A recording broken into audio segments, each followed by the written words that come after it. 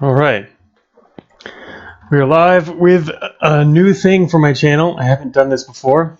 This will be the first time I've streamed something other than my own games. So far, I've done streams of Cogmind and Polybot 7, and I guess one day I plan to stream the XCOM roguelike. That would be fun. But it is time. It's that time of year where everybody does 7 DRLs, which is the 7-day roguelike challenge. And I did not participate this year, which means I have more time to do other things like actually review them. So this is something I like to do. Let's see. This year's.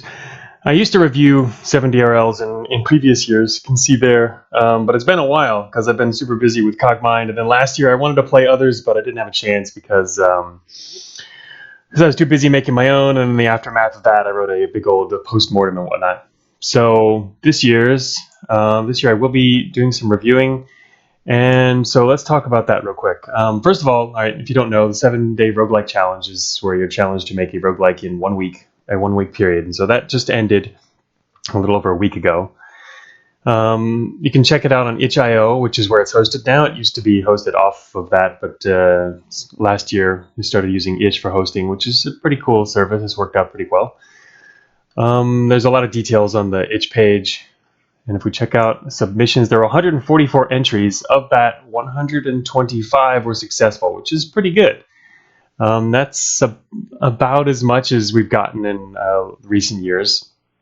That's a lot of successes. Over 100 new roguelikes to play. Well, or roguelites. You know, it's a 7-day roguelike challenge, but part of the challenge is also just pushing boundaries and doing interesting and new things. So a lot of them end up being not necessarily too roguelike, but still fun and certainly sharing in a lot of roguelike qualities. So there's also another interesting thing this year is there's 71 browser playable roguelikes or submissions, which is that number goes up every year with more and more people building browser-based games. I mean, that's over half of the successes here. And which is pretty cool because then you can play no matter what system you have, just through your browser. Whereas in the past, it was a lot of, as you can see, our Windows does outnumber Mac and Linux, but in the past, browser wasn't as common. So if you didn't have Windows, or couldn't play a Windows game, you might have trouble with the others. And some devs, for example, who develop only on Macs or Linux, they don't even provide Windows builds. So it kind of splits up the games you can play. But with all these browser games as well, it's a lot easier for everyone to try them out. So let's see. So yeah, there's a ton of games here. A lot of roguelikes. I am not going to actually pick one. Some of these look cooler to me than others. I'm more interested in some than others. But I will not. I don't get to pick because I'm a reviewer. And so what does that mean? Let's see. I made a copy here. So every year, a bunch of people get together and actually provide reviews for the 7-day roguelikes. So you don't get to pick your games. There's what I'll show you here. These are the instructions. I'll look at that in a second. I've made a copy of the official docs because so that I can erase everyone's names. Because normally this has names and dates and other comments in it. These are actually the files that are used. The Google Doc that everyone shares a bunch of these docs to review the games and see everyone's progress and basically organize. It's done by several of the organizers. Done a really good job of this every year. And so green marks what people have finished, and blue is stuff yet to do. So I've picked 2 batches so far just because I wanted to make sure I had enough to stream today. But I will have to review all of these games nonetheless. So you can't actually pick the games you review. You basically find the first free row down here, and when you want to review, and you put your name there, and you review these games. So the next person to review would play these 5 games and review them. So that's you don't want biased reviewers picking games that they would be more likely to like, and give them a better score as a result. So that makes a lot of sense. So it's also cool as a reviewer too, because you get to play games that you might not have even thought were cool, and then you find out, wow, this game's awesome. That happens a lot. I mean, so playing random 7DRLs is actually fun as well. And then after the reviewing is over, the scores come out, and you can see the games that a lot of people liked, and then you can be more likely to look at or try some of those as well. But for now, it's fun to just play random games. So let's see, we've got, so this is like the work units page where you pick the games to play. And when games are done being reviewed, or when one row is done, it gets moved on to the next page. There's a page that links to all of the games and what systems they're available on. Obviously, you can get this through itch as well, now that it's done through itch. It didn't used to be. And so this was actually a much more important and complicated page where people were uploading to multiple different places. But now it's pretty uniform, as you can see. Let's see. And then the stats will come onto this page. This is mainly the stats that we can see how many games have been reviewed enough times. Because every game ideally should have 3 reviews. Now, that won't be possible unless there are enough reviewers. Sometimes, in some years, there haven't been enough reviewers, so each game only gets done twice. Because there's a lot of games, 125 games reviewed at least 3 times. You can see that's close to 400 plays. And each time you play a game, we should spend at least 30 to 60 minutes, usually about an hour per game. You can see there's the instructions here for how to do this. And among them, you're supposed to play for about an hour. Obviously, some games are just so incomplete, which happens. I mean, and so you don't necessarily have to play for an hour if that's the case. But you should try and play. You should try and win, because a lot of games get better towards the end as well, or change over time. So it's worth putting more time into it. So for the stream here, I'm not going to be putting that much time into each game because I'm going to play them again after the stream myself as well. Plus, it could. I mean, unless we find a fun game. One of the games is particularly fun. We can keep playing it for even longer than, I'm going to plan to play each one for maybe 20, 30 minutes or so, just for the stream. Maybe longer, again, for the fun ones. And then later, when I actually write my review, I'll actually replay the game and spend more time with it and write my reviews. So the stream will be a little different than the full process. You can see down here, there's a rating system. Games are rated in 6 different areas. So one is completeness. You can read the descriptions here. I'm not going to read them all off, but how complete it is. How much of a complete game did someone create in a week? That's it's not super important for 7DRL. I mean, you don't have much time. 7 days is not a lot of time, especially for people who are really busy and only get to work on their supposed 7DRL for a few days, or just for a couple hours each day. But having a complete game, obviously, it's nicer if you can play all the way to the end and it feels finished. Aesthetics, that one's pretty straightforward. How the game looks and controls.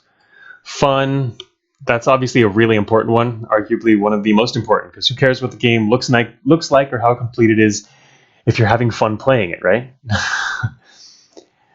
Innovative. So this one is an interesting area because, roguelikes to me are all about innovation. I mean, yeah, there's a roguelike definition or a group of definitions. Everyone has their own definition, but over the years we've seen that you can really push those boundaries and people still feel that it's a roguelike. Most people, anyway. I mean, I'm not talking about roguelites where you have a lot of real-time games that are like no different from non-roguelike games, other than the fact that maybe they have procedural generation. Just that alone doesn't quite make a roguelike. But there's a lot of ways you can push the genre and still keep it very roguelike, and that it's innovative. And the cool thing is, with only 1 week, you've got to make your game. You want to make it stand out, give it a unique core mechanic, and being innovative. So innovative, I think, is a really fun and interesting part of the 7DRL. And that's what we see every year. You see a lot of really innovative games. Scope. How ambitious was this project? So, yeah, you don't want to bite off more than you can chew for a 7DRL. But but I think scope in the end also partially comes down to how much time people were able to put into it. For example, my own 7DRLs have tended to have a pretty large scope, and that's mainly because I literally will take the whole week off and work on it as a full-time job the entire day. Some developers do that, not just me either. Some developers only do it, a fair number of people actually do take time off for the 70RL, be it a couple days or literally the whole week. So I would be one of those. But then other people just do it on the weekend or on their evenings after work. Yeah, exactly. Tones in the chat here saying, yeah, it's great to see all the new mechanics that people test out with the 70RLs. It's just so great for prototyping ideas. This is one of the things I talked about in my talk. Actually, there's a graph there. I'll pull it up real quick. In a talk I gave about half a year ago at the roguelike celebration. Let's see how to make a roguelike. I have a graph in there you can look at as well. I talked about 70RLs in here and how they're good for prototyping. But another thing we could look at real quick here is the graph. This is the 70RL successes by year. So as a second ago, we looked at the number and it was 125. So we're pretty much tied for third in terms of the number of successes per year. So yeah, pretty high. Not as high as 2013. This was a special year because that was the first year that Slashy set up the actual online system for registration. Before this year, there was no online registration. You kind of just did it and posted on the forums or wherever and talked to people about it. So participation was a bit smaller back then, but then people could register. And that really got people interested in actually finishing and sharing more info. And it was all centralized too, which really helped. And then this was the first year we had itch.io. So anyway, but there's a lot of stuff about 70RLs in my talk from the Roguelike Celebration. If you want to check out my blog, Grid Sage Games blog. All right, so back to this. Yeah, scope is really, I think, reflects also a lot on how much time you put into it. Not everyone has the same amount of time to put in, so it's kind of not fair. But again, this isn't really a competition. It should be seen as a personal challenge. So let's see, roguelike. Yeah, so as it says here too, 70RLs often push the bounds of the genre. And so some of them will push right outside the genre, and that's fine. You have a lot of crazy, weird games that are clearly even not roguelikes, but they came at it from a roguelike perspective, at least, and included maybe some of the some of the ideas that people use in roguelike development. And it's not too strict, but that technically it is the 7-day roguelike challenge. So one of the areas to score the games on is the roguelikeness. How much of a roguelike is it? So, and as you can see here, like the top score is it's a roguelike, however you choose to define that, because it's a personal definition. People disagree on it all the time. Yeah, so you can lose points here if it's not too much roguelike, but don't care too much about that if you're going to make one of these, by the way. So anyway, that's what we score these games on. And let's see, what else is there? Review stats. So yeah, we looked at that. Review drives, yeah. That's pretty much it. And then in the end, temporary review scores. In the end, all the scores would put into this page, which starts to show the actual ratings for the games and the totals and whatnot. And then this will all be put onto the web page, the separate web system outside of itch, which is a little better than itch if you want to browse roguelikes. I'll show you one of those actually. Let me see. 70RL, the last one from last year. Rogue Temple. Here we go.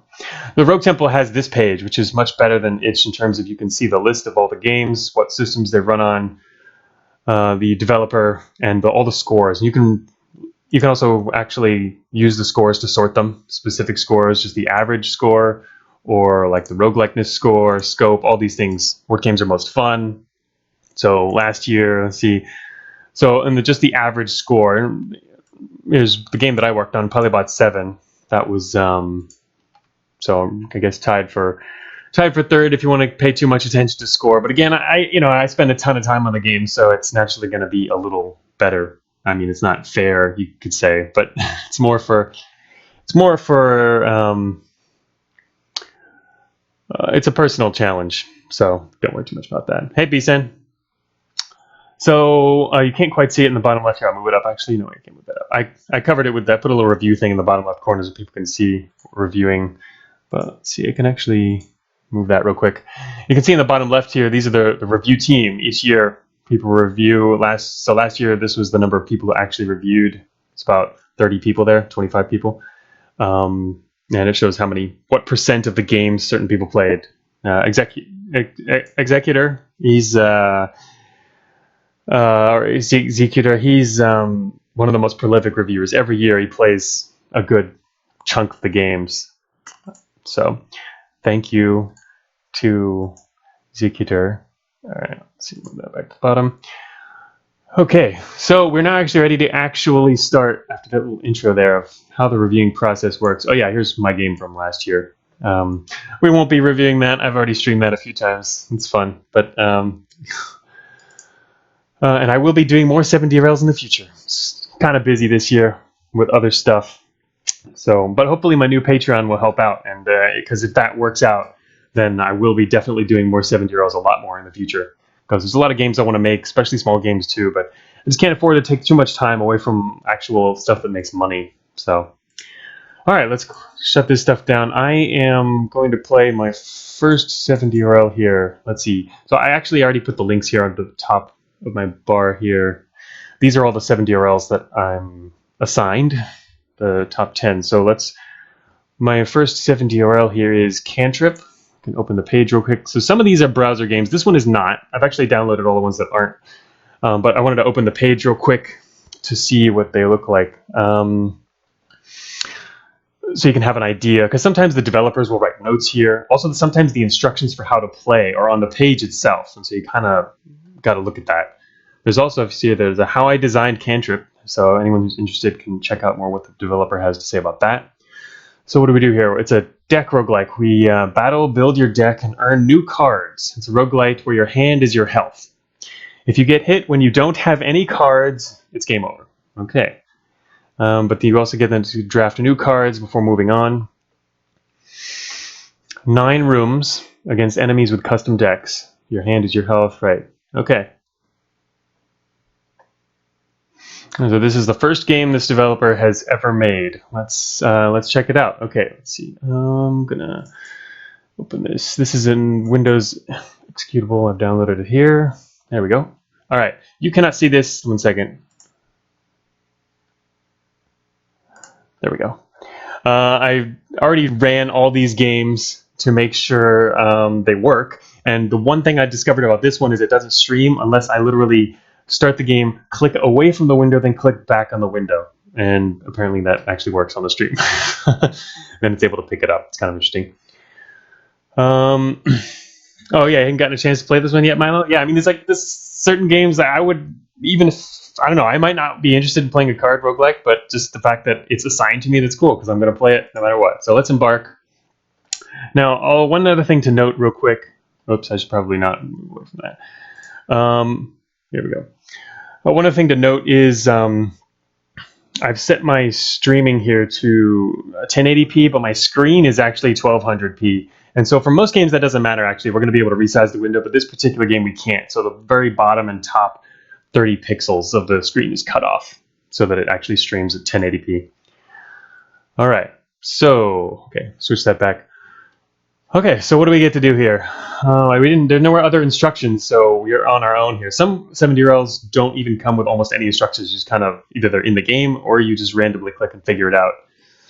My Cogmind was actually a 70RL. It's in its original form back from 2012, and it did have some basic instructions, but it was mostly just a ton of commands, and it really confused people. I actually did that on purpose because, well, I didn't have time to worry about it for one, but I also thought it was kind of funny that you were just being dumped into a robot world and didn't understand any of what was going on. It was just all ASCII. At the time, there were no tiles either. It was just all ASCII letters, and it was supposed to be very immersive and crazy, and a couple of people really didn't like that. But anyway, yeah, I don't think I would do that today, but that was me, 7 years ago.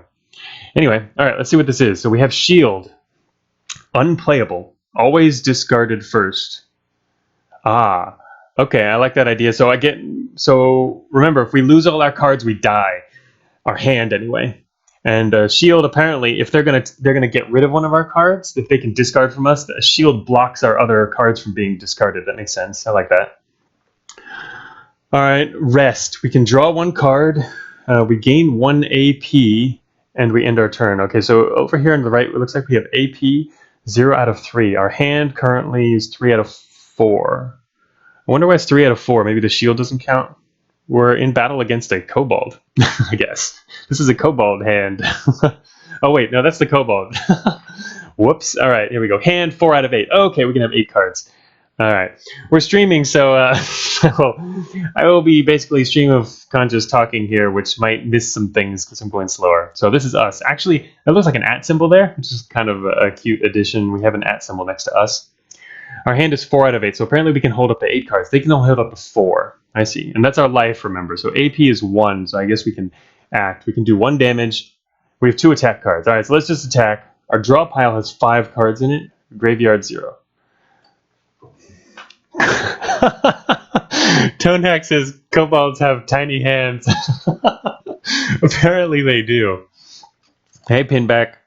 All right, we're going to do 1 damage. What does this do? Okay. The kobold also did 1 damage. Did that take out our... oh, that's what's going to happen. It's in the graveyard. Let me see. Their hand has... oh, no, we got rid of their... that's right. 1 damage. We actually damaged their hand. I see.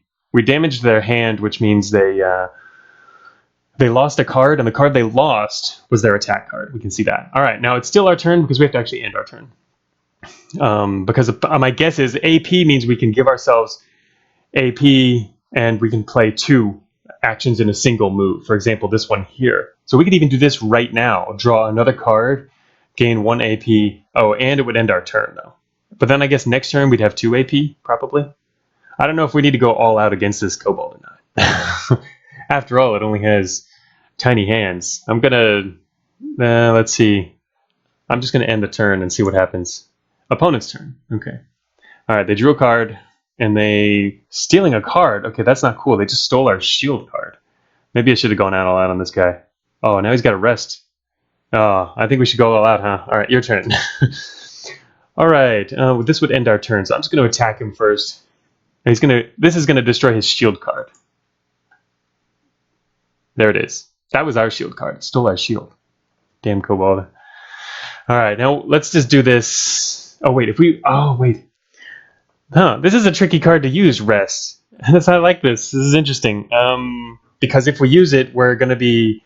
well, actually, we're going to draw cards, so it'll be okay, but we've got to be worried about losing all of our cards. I'm just going to do this. Alright. Alright, we got another shield. Alright, we're going to be careful about our hand here. But we did get 1 AP, which means next turn... oh, he's doing the same thing. He's got a lot of AP. Oh, wow, he's not using it. He's got 3 out of 3. I guess the AI is being nice to us for now. Combust. Take 1 damage, do 2 damage. Huh. Unplayable... alright, let's just... need to go out on this guy. Let's do Combust. Because that gets rid of our shield, and we got rid of some hit cards. Now he's got 1 card left. We have another AP, so we're going to actually just destroy this kobold now. Actually, wait, what happens? Are we going to die now? We killed the kobold, but do we lose or do they lose? We're going to die, aren't we? Wait a minute. Oh!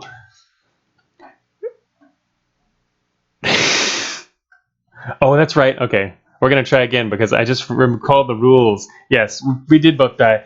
Actually, no, I died because I think it's if you get hit. Oh, we should look at the rules again. Let's see here. Your hand is out. Take damage while your hand is empty. So yeah, we died. I thought for a second there we both died, but yeah, that was dumb. Okay, now we know the rules. Yeah, so it's when you take damage when your hand is empty. All right, we'll have to think a little more ahead then. All right, we've got 2 shields and a rest, and we can attack. Well, it's nice to... I'd say we might as well do this. Actually, we could have attacked before we did that, huh? Because this one automatically ends our turn, but this wouldn't have. Steal a card. Uh-oh. Oh, never mind, we'll get rid of that. Leech. Alright, we still haven't gotten a leech card before, though. Let's see, take 1 damage, do 2 damage. Actually, I wonder how many cards do they have in their draw pile here. Oh, I guess we can see it's 2 there. I don't see the actual number of cards they have. I guess it was 2, though. Just, I actually noticed there are 3 cards there. Might be 3. I can't actually see on my monitor either, so you're not missing anything. There's no actual indicator of how many cards they have in their draw pile.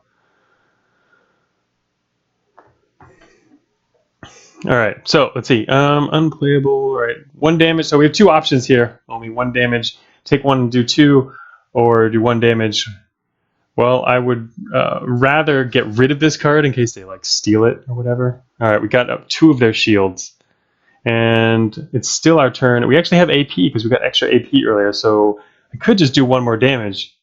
But then if they hit us twice in a row, we're dead. This is an interesting catch-22 here. We have AP, which we might not want to use. Could they hit us twice in a row?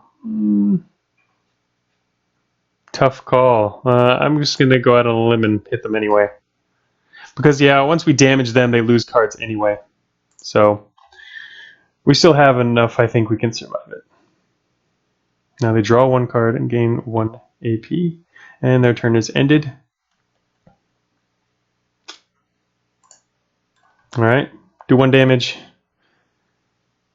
Which got rid of their damage card.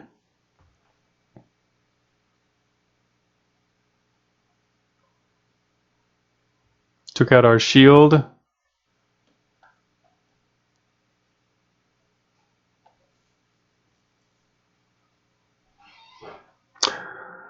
This could replace what card we have. I guess we probably should just do that. We're not going to have anything left in our draw pile. It looks like the Kobold has only 1 thing left in its draw pile.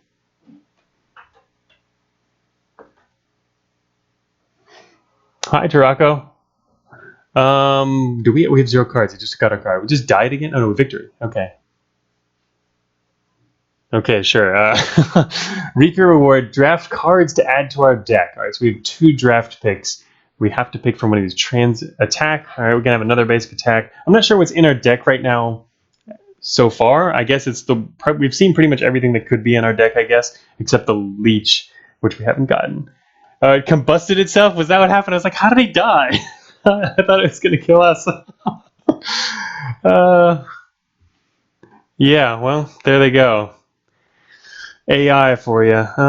Draw 1 card. All right, do we want? This is an interesting card, but discard all shields. Draw that amount of cards. Huh? That would be if we have a bunch of shields. That's interesting. If you saved up a bunch of AP, you could then convert any shields you have to attack cards and use them all in a bunch of consecutive attacks, I guess. It's kind of interesting. I guess I'll just pick it because it's something different.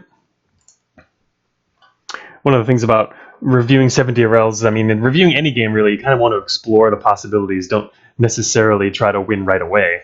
But then once you kind of, I mean, really, when you play a new game, it's kind of what you want to do as well anyway, just to learn what's possible, and then you can kind of define how you want to play towards winning. And now we get another one. Oh, look at that. Okay, there's a number in the top left corner. Some of these cards take more than 1 AP. Some take none. Oh, Revenge from Beyond. Play the top card from your opponent's graveyard. Oh, that seems like a lot of fun. And copy 2 random cards from your opponent's hand. Oh, that's pretty cool too. If you have the AP for this, that's nice. Turns 1. Basically, it's anything that gives you cards. More cards than you lose is a nice option. Because, I mean, it's your health and your attack abilities. So this is actually quite good. Well, as we can see, that makes sense why it costs 2. So I like both of these. This one sounds fun. Let's do Revenge from Beyond. Hey, Tarako. Yeah, I guess the number is the cost. But that's the first time we've seen that. But yeah, the card advantage would be nice too. All right, so the draft finished. We'll do that next time. Yeah, we've got to survive this one, I guess. So far, this is a pretty interesting game. Pretty bare bones overall, but I mean, it's working. I don't know. I like it. There's a fair amount of strategy already involved. It would help if we knew what all was in our deck entirely, but I guess actually we saw the entire thing last time. So, all right. So we have 2 attacks. We do have a rest and a combust, so it's pretty similar to what we had last time. Let's just attack straight off, do some damage as early as possible so that they can't do that, like steal a card. And we have no AP. So actually, what does it tell us if... All right. Yeah, I was going to say, what does it tell us if we have no AP and we try to do this? You can see the cards go higher. This card doesn't go all the way up, and it's not highlighted because we can't use it. We don't have any AP. Yeah, it's a good point, Tone. Tying health to the cards is a really cool mechanic. Tone says he loves games that create these simple risk-reward systems. It's really nice when you have a resource that you can use in two very different ways, both offensively and defensively.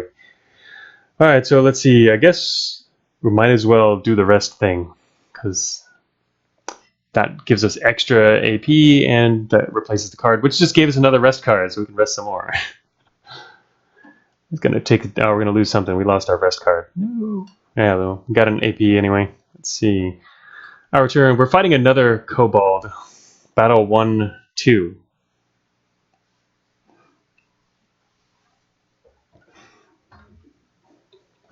Alright, so shield. Let's shield combust. Take 1 damage. Let's... what do they have left? We would have to hit them twice in a row. We can actually kill them right now. Oh, actually, yeah. Alright, so if we use combust, we will take 1 damage. This always gets destroyed first, which means we'll have this left and we can kill them with it. I believe that should work. Let's try it. Yeah, see, they lost 2 cards, we lost that, and now we're going to attack them. All right, we're getting better at this game. They're dead. This time we didn't rely on the AI being stupid. They actually lost because they got smart about it. All right. We now get 2 new cards. We can attack another Revenge from Beyond, Raise the Dead. Draw the top card from your graveyard. Huh, that's interesting. I can see that being a little more situational.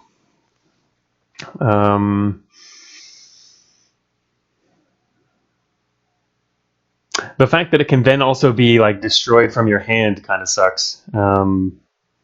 Anyway, even though you picked it back, but it doesn't basically allows you to use something twice. It doesn't seem super flexible. This one I like because it has 0 cost, but I guess the problem with 0 cost cards is if you use them too much, well, your hand, it doesn't cost AP, so you want to use them up, but then your hand gets a lot smaller. A lot of trade-offs here. And then there's also just the basic attack, just like hit them. Kind of interesting with attack though, because you do 1 damage, but you actually also technically lose 1 health yourself because your cards are your health. So it's kind of a 1-for-1. It's kind of an interesting card, even just the basic attack card. Is the graveyard only for cards that took damage, or is it your discard pile? It's also your discard pile. So you can use, for example, this year we could use a card twice in a row. It does cost 1 AP, and let's just take it for the heck of it because it's something different again. But yeah, the discard, everything goes to the discard pile. All right, we get 1 more.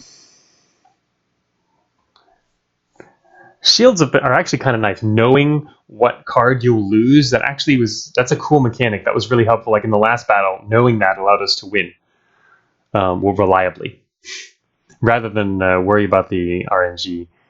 But I guess we also have to be able to do damage too. I'm going to just pick a regular damage card because we've already gotten several non-damage cards, and we don't want to run out of them. All right, next battle. All right, what do we draw here? Oh, we're fighting a necromancer now. It's a boss. Oh, so our draw pile is getting larger. Right. All right. He's got a hand 3 out of 8. Necromancers have bigger hands than kobolds. All right. Starts with 0. We start with 1 AP. Okay. Let's see. We have rest. We can attack with 2 attack cards. Revenge from Beyond.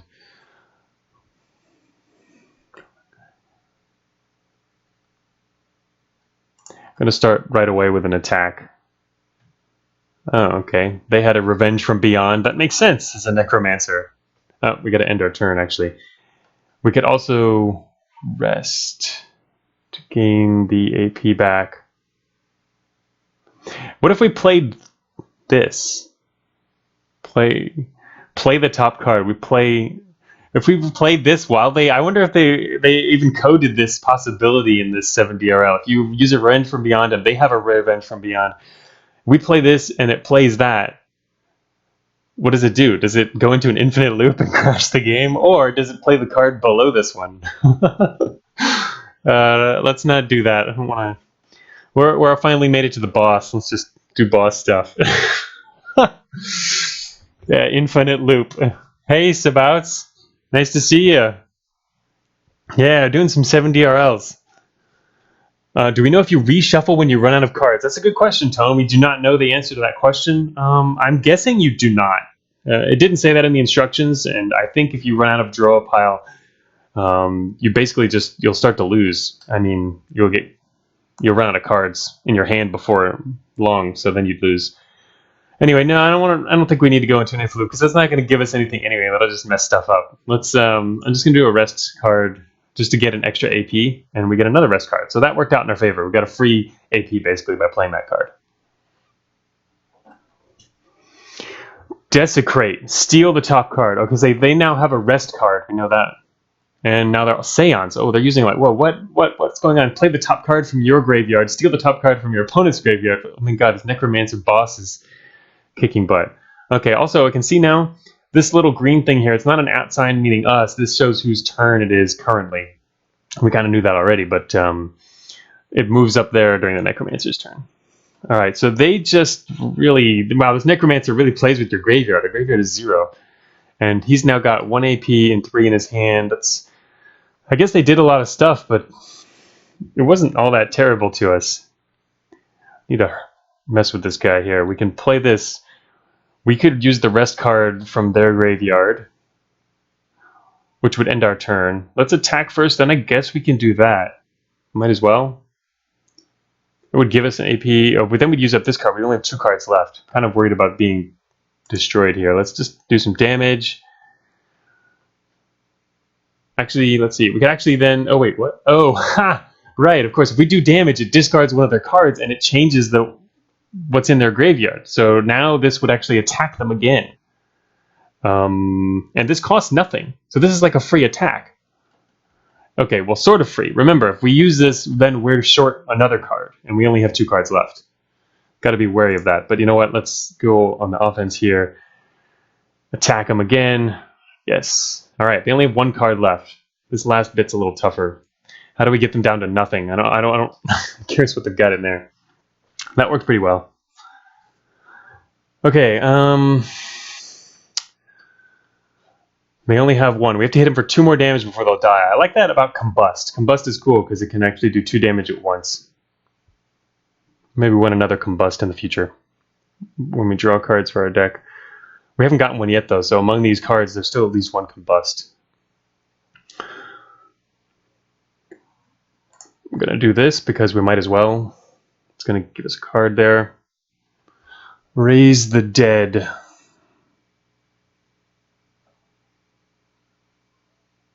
Alright, they destroyed our shield. Draw the top card from your graveyard. Shoot, they just got rid of our shield. You know, I guess this isn't really going to be very helpful unless you have, like, multiple shields, really. I don't know. Don't feel too much about transmute shields. We can draw the top card from our graveyard. That's actually not useful right now. It would be really useful if we had an attack. We have 3 AP at the moment, though.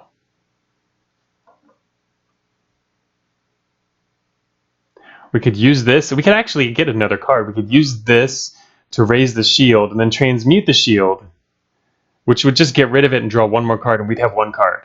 And they against their 1 card. I don't really see an advantage here. I almost kind of want to just wait, or maybe just use the Raise the Dead here. Let's see, if we raise, drop the top card from our graveyard. We just, no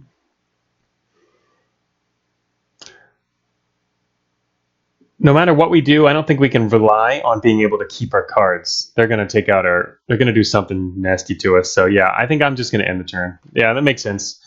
Turako agrees in chat as well. But that's right, they get another card. Now they do the damage, and we lost that card. That's not too big of a deal.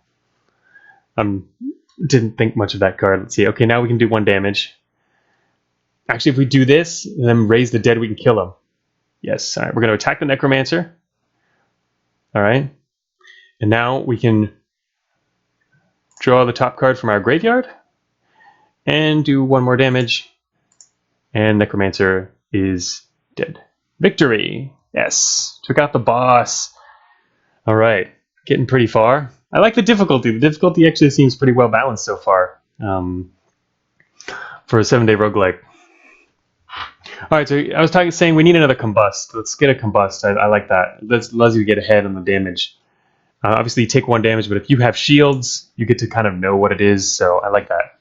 Combust seems to be pretty powerful. Ooh, new card. Shield Bash. Oh, wow. Do damage equal to the shields card in your hand. Huh. Now that's 2 AP. The cost makes sense. But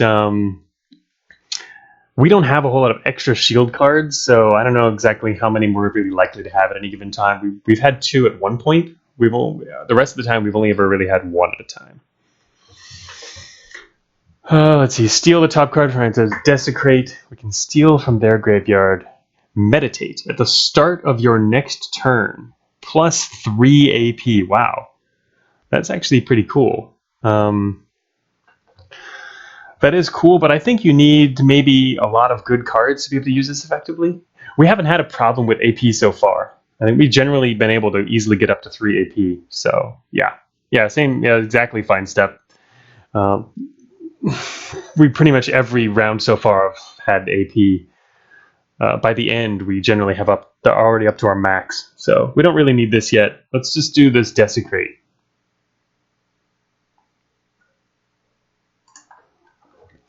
Yeah, I think one of the main problems is trying to keep up your hand size. We've never had more than 4 cards. We have a hand size of up to 8, which is kind of interesting because so we have to face a Necromancer again. We're now in battle 2-1. So Necromancer was the boss, the 3rd opponent in the first set, and now we have a second set where the Necromancer is the first enemy. So this battle should be similar to the last one. Okay, let's see, what can we do here? All right, we can't do actually any. We only have 1 option. We can only rest. I mean, obviously we could end our turn, but might as well just get some AP and draw another card. It seems like you do in this game want to get rid of your cards as fast as possible. You don't want to really build up a big hand in most cases. Obviously, some cards it looks like you can, for example, like that Shield Bash card. That would be nice to have a really large hand. But the thing is, while you're building up that large hand, the enemy is like destroying your cards. Okay, let's see. Draw 1 card to do that. Okay, and he did that too. All right, so we can play their top card. Again, this was that infinite loop potential scenario we were thinking of. Raise the dead. We can get back our rest card. Desecrate. Steal their card. We don't really need any of these things. We could just do damage to them, but then we would lose 1 of our other cards other than this shield card. I don't know. Might as well use it.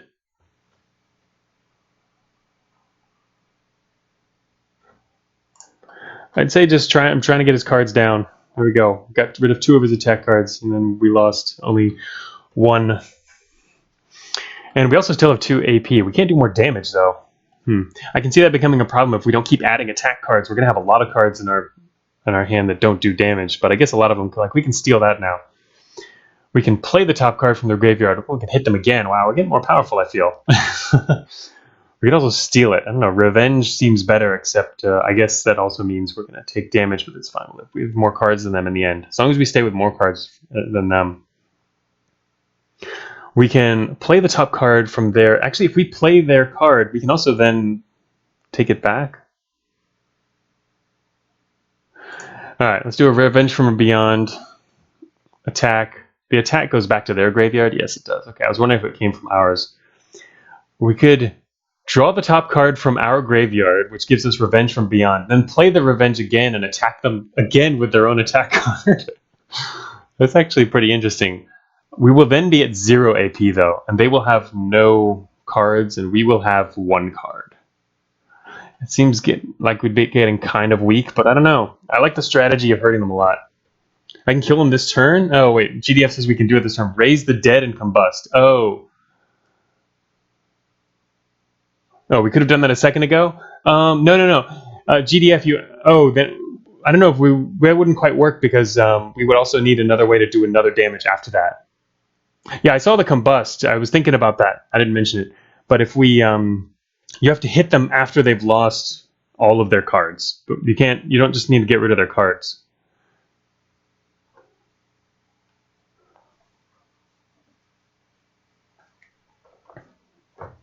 Oh, could have played the combust last. Yeah, I guess we could have had a chance to kill them then. I don't know. I guess his tone was saying it might have been possible in a different order. I was thinking of the combust first, and it didn't work out. But yeah, this is interesting. All right, raise the dead. Let's see. Draw the top card from your graveyard. So, I mean, we might as well hurt them as soon as possible. Actually, we can also just use this. It's really the same effect. These are identical.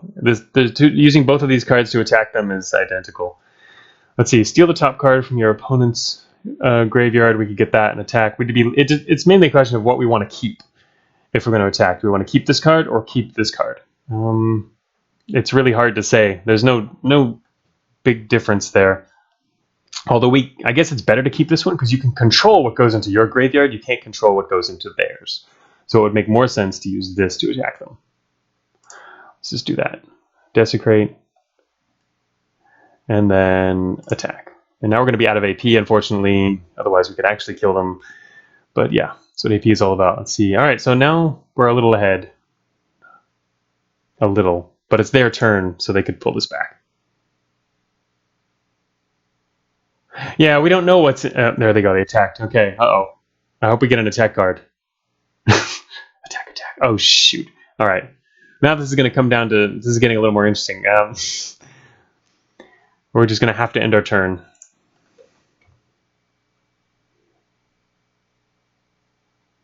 Siphon. 2 AP. Okay. Well, they have a lot of AP now. That's not going to do them any good, though, if we get an attack card. Rest. Okay, fine. Well, we can get our AP back. AP seems fairly easy to regain in this game. The max is 3 anyway, so that gain AP card... I guess the gain AP card could be used for chaining. That's probably where it comes in handy, now that I think about it, that we saw earlier. I think it's on Meditate. That Meditate card. All right, let's rest real quick, see if we can get something else. Combust. Oh, no! I want to use it right now. Oh, wait, actually, let me take one damage. Copy. Oh, shoot! Okay, that's not cool. They now have a combust. Interesting, they're playing Transmute Shields. Okay, they wasted that card for some reason. That was actually a dumb move by the AI. We knew what they had. They had these 2 cards. They wasted that for no reason. Just to use a card. They should have kept it because that hurt themselves. They lost 1 health. But hey, if the AI is perfect, I guess it'd be a lot harder. It's pretty tough, though, I guess, to write an AI for this in a week or whatever. All right. Okay, yeah, I think we won now. We can now, let's see, we do this one first, and then kill them with this. There we go. Hey, the difficulty, I do think this difficulty is still pretty good, though. I mean in terms of, like, balancing of the cards and the whole gameplay mechanics. All right, I'm going to do that. And now we're going to kill them with Combust. 2 damage to you, and you have nothing in your hand. Now, I think this game's pretty well balanced, though, for a 70RL. I mean, I think 70RLs, I don't know, it's hard. There's 2 ways that people balance 70RLs. The developers do it is either... Because it's really hard to get it perfectly balanced. And so you'll either err on the side of being very hard and challenging, because as long as the game's still fun, that gives you a challenge for a long time trying to beat it. But I think more developers tend to err on the side of too easy, because then people get to see the whole thing. And I think this makes more sense, because people get to see all of what you did in the week, what you want them to be, because you only get to work on it for a week. And it can also be more fun to win. So these are... Generally, 70RLs follow one of these 2 extremes, but I don't know. I mean, at least this one is, I don't know, it's not a really far to either end. You kind of have to think a bit. I like it. All right, so yeah, that Necromancer is extra dead. I wonder what we'll face next. We've got here. All right, so we can now, we have one of these and it's not really coming in handy. We're going to take, I'd like to take both of these, but it's going to give us another random set in a second, so we can only pick one. I do like, it's a tough call. We already did get a second Combust card. Maybe we just want an attack card. Being able to do 2 damage is really effective, but always taking 1. Never mind, let's do Combust. All right, all right, draw 3 cards. Healing Potion. All right. 3 shield cards to your hand. Whoa, that's actually really cool. I'm gonna hate it when enemies start using these cards. This one's actually kind of neat too. I want to play with it, but these actually seem much more interesting. Draw 3 cards or add 3 shield cards. Yeah, shields up is pretty amazing. You protect all of your other hand. It instantly gives you, 3 health. This one you can draw. This one's actually really good too. Anyway, I guess we'll get shields up just because it's nice to kind of protect what you have already. This is cool too, but then the enemy can, like, I don't know. They're both good. These cards are really getting interesting though. It's kind of neat how, and each new level is adding a new type, at least one new type. So all right, let's do shields up. Again, we'll see if we actually get it in play. But now I can see why our max hand size of 8 is going to start coming into play. Okay.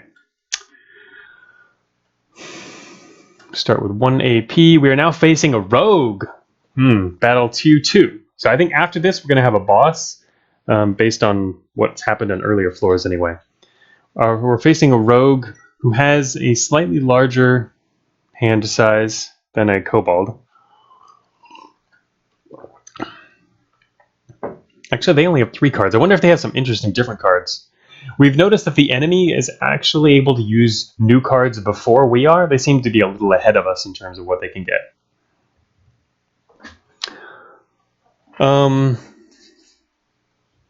That's a good point, Tarako. The shields up is actually better regardless of your draw pile, because that, I think, just gives you 3 shield cards, whereas the other one draws 3 cards from your draw pile. So actually I think shields up would be a little better in that regard. Okay, what do we want to do here? We want to either a basic attack or attack and take 1 damage. We know the damage would hurt our shield. Let's just do that, because we do have a shield that we know we'll be able to keep this, and shields are cool. All right, we got rid of their shield and their leech card, and now we're ahead of them already. We're ahead of this rogue. Let's see, we have 0 AP. It's interesting it doesn't automatically end the turn. It was doing that before when we weren't able to play anything, or it's done it before in certain circumstances. They took out our Raise the Dead card. If we get something good here, get a Combust and we win. Oh, Combust! Assuming that the second damage carries over to them, which it had better, right? I mean, otherwise that would be bad. So hopefully they die. Yes, victory. Okay. All right, we already beat the rogue. That was fast. Alrighty, let's see. I'm gonna go for another Combust. We're getting a lot of Combusts, because we've been able to win pretty much every win so far. Almost every win has been through Combust. Another Shields Up card, or the Shield Bash. Oh man, if you had a Shields Up and Shield Bash, that's a lot of AP though. You wouldn't be able to use them right away. It'd be spread over 2 turns. But if you get 3 shield cards and then immediately do 3 damage, that's pretty awesome. But I wouldn't be too confident in having both of these cards. Our deck is getting quite large at the moment, so I'd rather have another Shields Up card before getting Shield Bash. I'm gonna go for another Shields Up.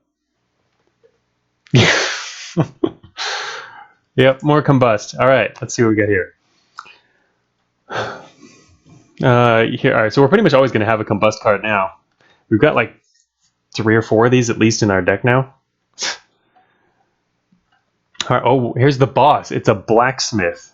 It's got a big old hand. I don't know if that's going to matter, but blacksmith. I hope he can't make shields. Transmute shields. Yeah, we got that earlier just because it was a different card. I'm regretting that. I don't think I would ever want to use that. It's kind of a little too niche. Let's immediately go for our nice opening attack here.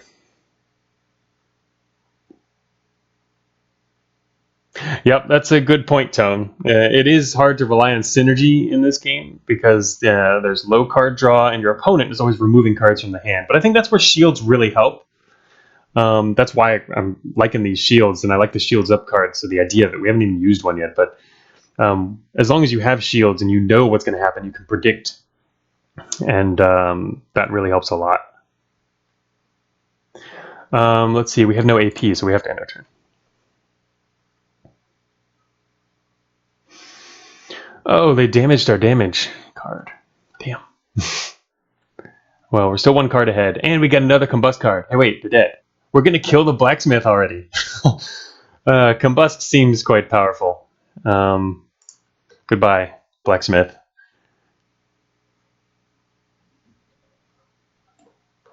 Three draft picks. Wow, we can now pick 3 cards. Oh, wait, 3. Yeah, that's including this one. So 3 cards total. All right, raise the dead. Revenge and attack. Let's go. It's tough. I was going to say basic attack card, but we have so many combust cards, and that's where our real damage is coming from. I kind of like Revenge from Beyond because it's free, but that actually does kind of 1 damage to us. Yeah, this is good for combos. I like this. The problem is, remember, that actually hurts us because we lose a card in the end. Because we lose this card. So you basically lose 1 health for using this card.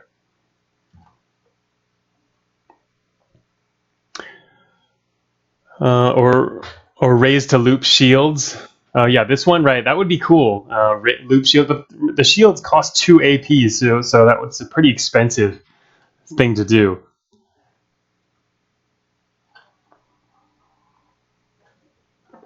It's true that that's right. I forgot. So that's another consideration with this card. You get to keep AP because it doesn't expend any. Because you play their card for free and you use this card for free.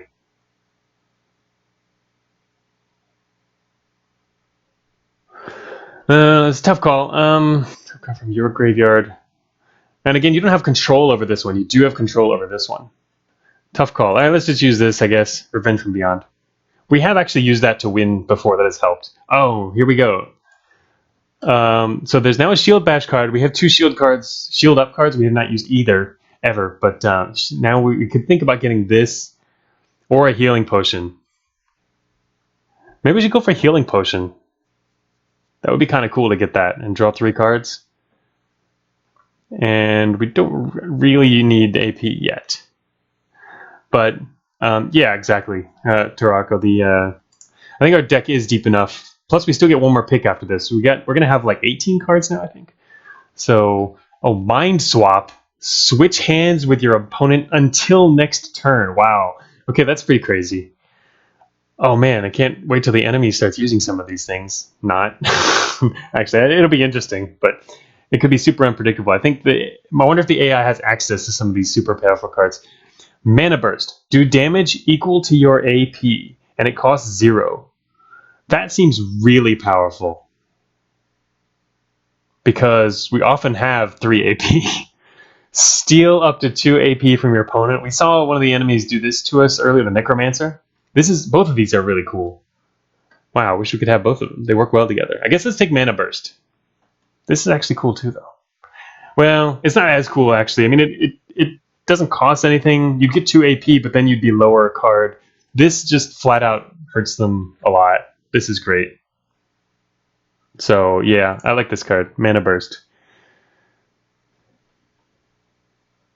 Oh, keep forgetting, actually, you have to click to go to the next battle. We are now facing another Necromancer in Battle 3-1. I wonder how long this game is. Once I die, we're going to go to the next game, but I'm not going to stop now. Okay, let's see. We have 2 combustion cards.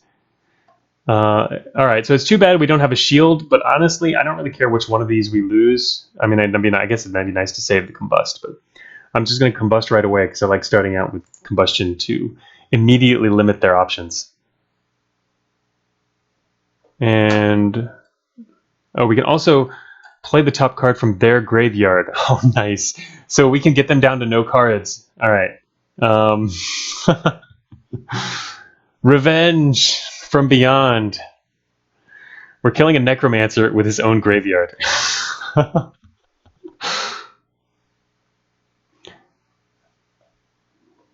Oh no. All right, revenge, and then we're going to attack him. This necromancer's going down. Goodbye, necromancer. We haven't even gotten to use any of the recent cool cards we've drawn. All right, we could do another combust. We do have a lot of those, but I'm just going to keep picking combust because I like it, and then we're going to pick one more card that's not combust. Stamina potion. Ooh, this one's cool. 2 AP for 0 cost. This one's cooler than meditate, I think. Well, no, wait. Actually, they're not really a whole lot different. I guess the advantage here, okay, yeah, that's cool. They are different. This one you can use after you've expended all your AP for whatever reason. The other one you cannot. Interesting. Steal 1 card from your opponent. So yeah, as I think it was Tarako earlier was mentioning, this is basically a stronger attack. We don't even have one of these cards yet. But it steals 1 from their hand, so they lose a health.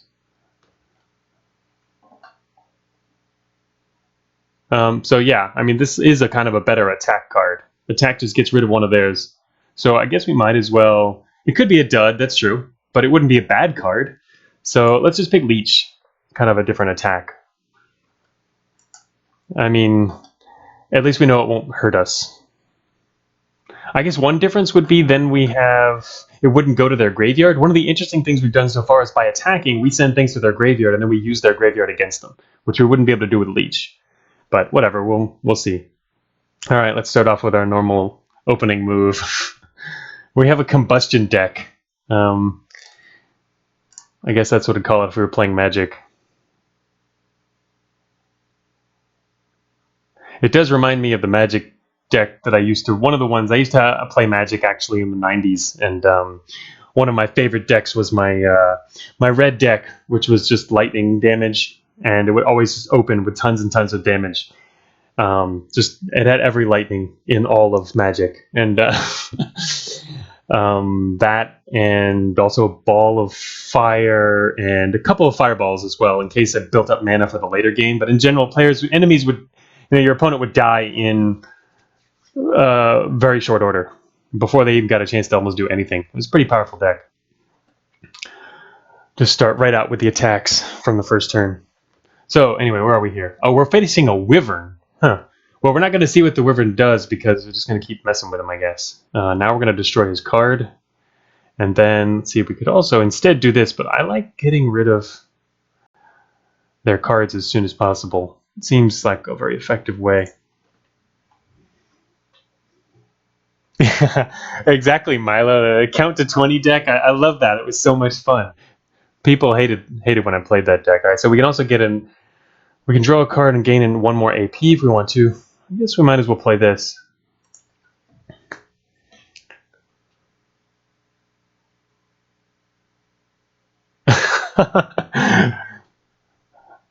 Alright, Victor... Wait a minute, what? They killed themselves with Combust. Wait, oh, I died. Never mind. Oh, it's victory for them. Oh! Alright, they got a Combust, and they used it, and... Oh, damn. Oh, well. I guess... Alright, I guess the lesson learned there is... don't leave yourself at 1 card if your enemy might have a Combust. And Wyverns do have a Combust. I don't know how many other enemies do, but technically, remember, a lot of enemies have Leech and they can steal your Combust. So that was a lesson learned. That's kind of risky to do that. So that was pretty cool, though. We made it through 8 battles and got defeated by a Wyvern. I wonder how many floors there are. It's a pretty interesting game. So yeah, I'll play this again later myself to to do the actual reviewing and scoring and whatnot. But let's move on to the next game. So we're going to quit that. And our next game, the enemy can suicide, but we can't. Yeah. Okay, that was pretty funny. All right, so the next game, actually, this is the order that I have them in, but I think we're going to skip Skyfortress for now. I looked at them all really quick. Skyfortress does not seem like a game we could like play in a very short amount of time. It's like because it's not. It looks like they took another game and modded it, and it's a really big game with a whole ton of stuff in it. So it's not based around like a single core mechanic or whatnot. So I'll play that later if we get back to it. Oh, was it a draw? We both died. Oh, okay. Yeah. I was wondering why it said victory there. That's true. He did kill himself, and they killed us. So it was a draw. But, well, that still counts as a loss because we're dead. The Wyvern died, but we died. So so next we're going to play Hathwell. That is also a downloadable game. Here is Hathwell. So Hathwell turned out to be more of a proof of concept rather than a full game, but they're fond of it and might develop further. All right, so it's WASD for movement, enter to confirm, escape, cancel, and space to attack or fuse. I guess we'll figure that out in a second. 1 second here. All right. Things of interest. We can pick a seed. We don't really need to worry about that yet. Equip a big sword and swing it. Some gardens grow herbs. Interact with statues to level up and allocate stats. XP is hard and soft. Leveling up turns soft into hard, and hard is used to buy stat upgrades. Okay. Any number of items can be fused. If a fusion operation costs a full 1,000, it will produce garbage. Okay. Garbage can be fused again to maybe produce something useful. Rats can give you sickness, making you vomit. Hunger damage. Use cure vomit, cure sickness, or cure every. Sirens can attack like a rook, causing vertigo and high heart rate. Use adrenaline or cure every. All right, well, there seems to be a fair amount of stuff in here, even though it's claimed to be proof of concept. Hathwell, let's start this up.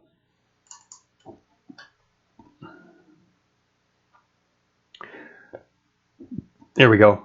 All right, so I actually, a couple days ago, I actually went through and made sure I could run all these games, and this particular one actually was this tiny window I wouldn't be able to stream. So I actually asked the developer if he could add something for this, and they did. We can adjust the scale.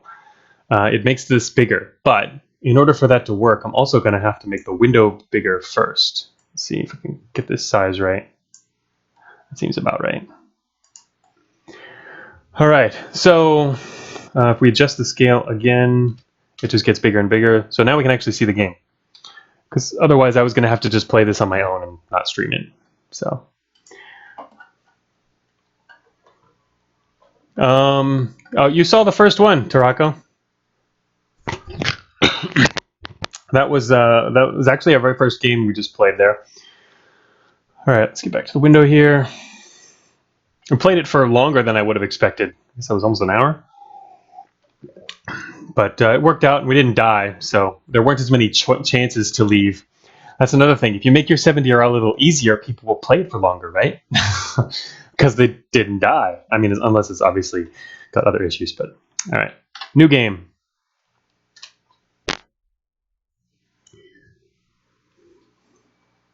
Hey, Board Listian. Actually, Board, aren't you the one who developed this, or did I remember incorrectly? All right, World 0. All right, so this is how we can change our seed here. All right, so yeah, the developer is in our chat here, Board. Yeah, Board Listian. So welcome. We're gonna fumble through here. We just went over the itch page. If you didn't see, there's a little thing to the southeast that's spinning. All right, so we've got on our screen here, we have our heart there to the top left. The cursor disappears over the screen, so I can't actually point to things. But, and we have a little meter in the bottom right, which is slightly covered by the 70-year-old thing I have up, but it's just got almost nothing in it right now. It's a little yellow bar. And so our heart is 10. There's something below the heart there. This thing to our northwest, I believe, is a statue.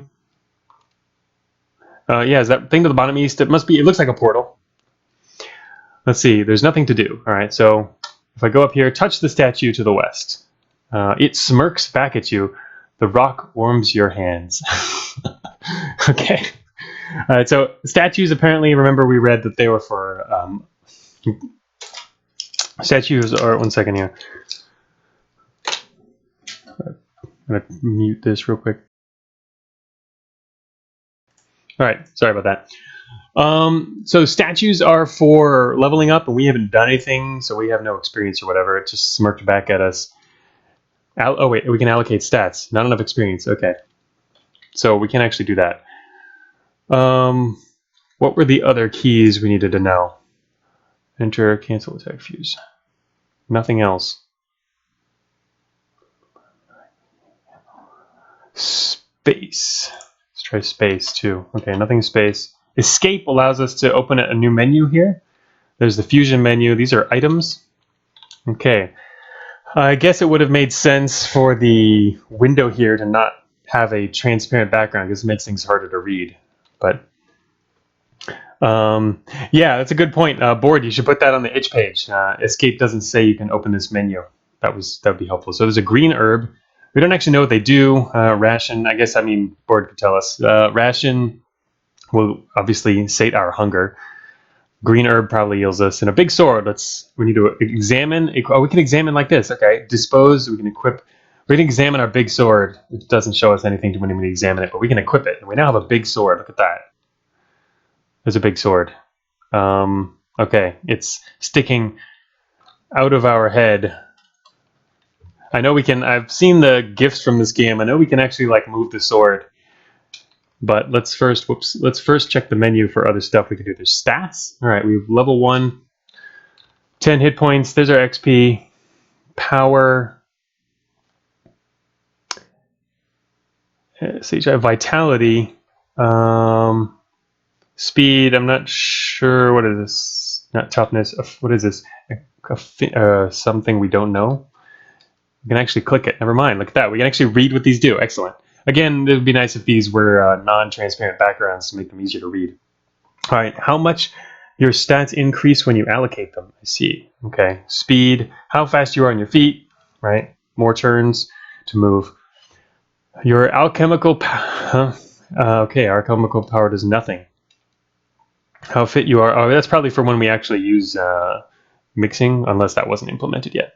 How much health you recover when resting. Your physical defense reduces how much damage you take. Okay. Physical strength, how much damaging a weapon is in your hands. Experience is fickle. When you die and you're experienced beyond your limit, you will revive in a safe place, but your experience will be lost. Oh, that's interesting. Huh. So it seems like if we don't level up intentionally, we can use that to revive ourselves. That's kind of an interesting trade-off, if true. Hit points, as expected. Your total amount of times you've leveled up affects your strength. When you reach your maximum experience level, you may choose to level. You may choose to level. There's no period there, and so it might not have fit in the box. Either that, or there's just missing a period, because we already did read that we can choose to level at a statue on the witch page. So maybe you want to add that. Yeah. You got okay. Board says the dev says it was cut off accidentally. Yeah, I gotta check all your dialogue boxes in game too. But yeah, it should say there. We'd be able to see we could do it at a statue, which would help a lot. All right, let's see items. We can actually check out what the green herb does too by examining it. We can chew on it. All right, examine. Oh, it doesn't actually tell us what the green herb does, although it probably would have told us on the itch page. I forgot. Rations. All right. Fusion allows us to mix things. Oh wow! If the cost is 1,000, it'll give us garbage because the cost is already 1,000. I don't know. Well, maybe that might not be the cost. Well, we'll mess with that later once we find some more items, I guess. Now, how do we? Oh, right. No, that's not the button. There it is.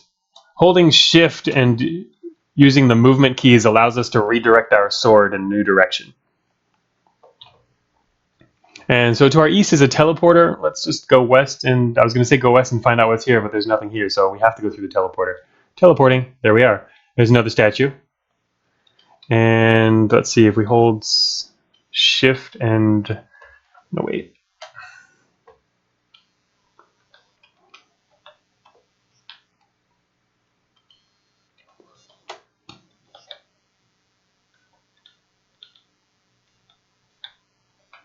Okay, trying to get used to moving this sword around. It's kind of weird.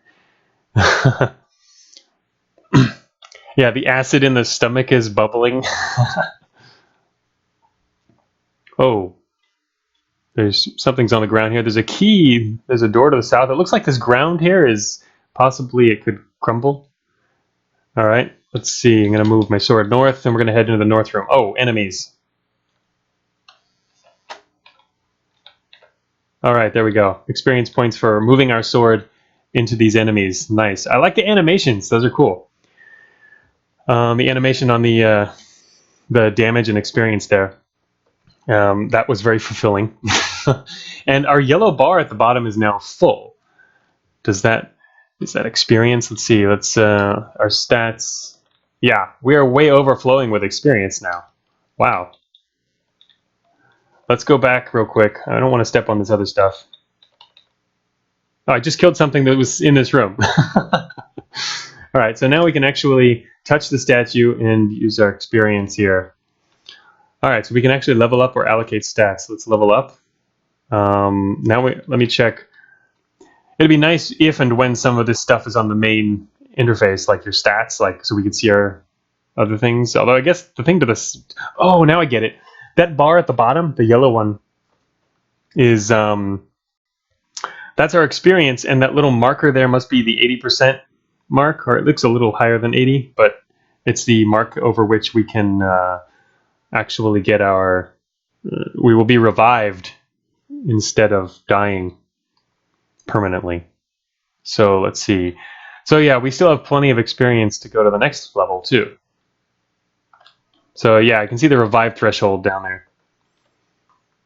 All right, let's do. We can get another level then, sure. Now we now have 20 health. And let's see, we have enough to go. So right now we have a choice. We can level up again, or we can retain our ability to be revived, which I guess we might as well do. What I'm going to do though now is we can allocate our stats. 25. It costs 25. Oh, I see. So this will actually use more of our experience. This is separate from leveling up, I'm guessing. Just raise our... Wait, no. Okay, we raised our power.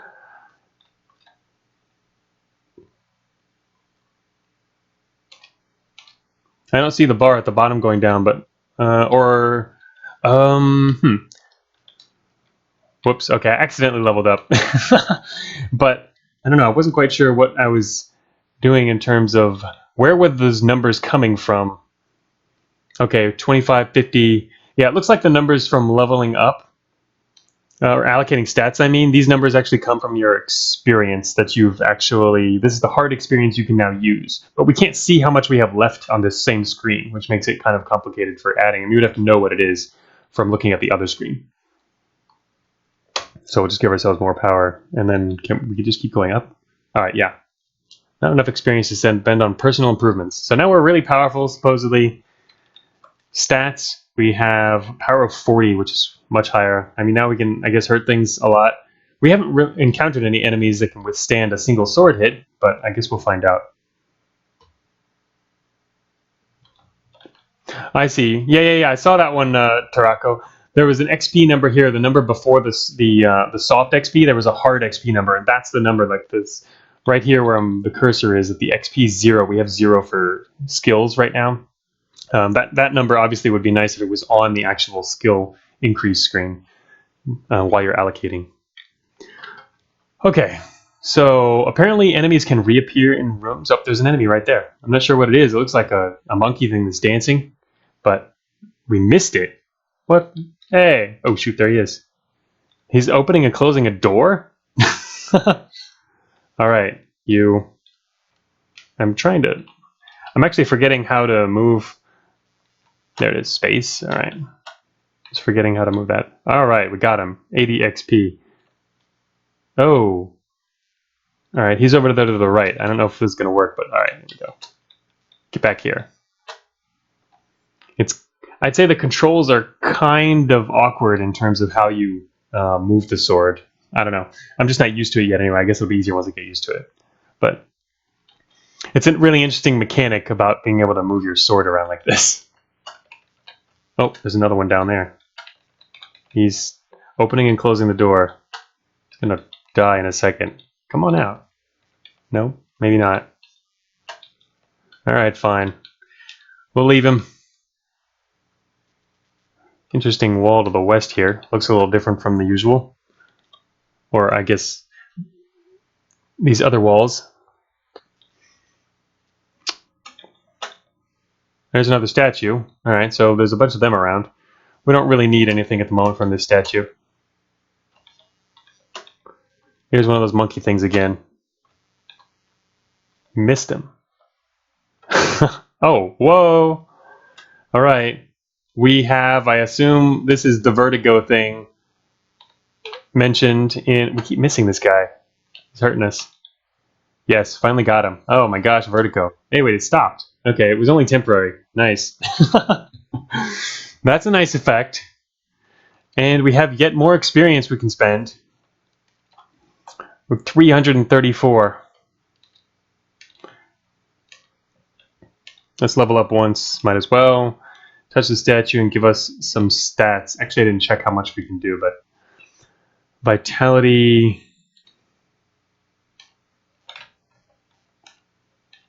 Maybe it would help if we had some speed.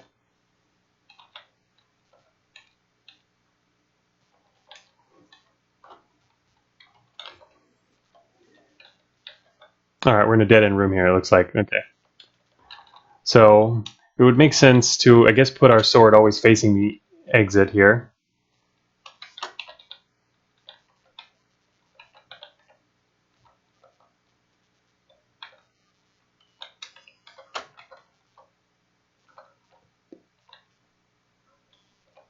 Huh. It looks like to our northeast here is an inactive portal.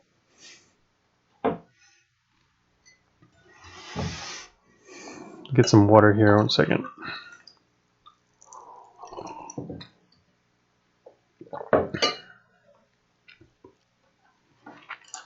Whoops. I forgot that was not full screen. Alright. Oh, alright. We accidentally hit this monkey thing.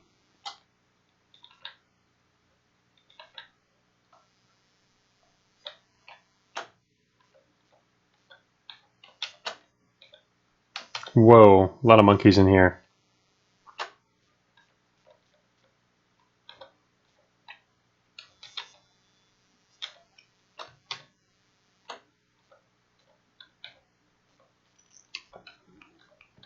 It's interesting. We've added quite a lot of stats. I wonder if when he leaves, he comes back, he's got the same hit points. Probably. Oh, he's back again. Oh. I was going to say, it's surprising we've gotten so much power stat-wise. And despite that, these are actually not falling all that easily. We have a lot of health, though, so I don't feel too endangered by these.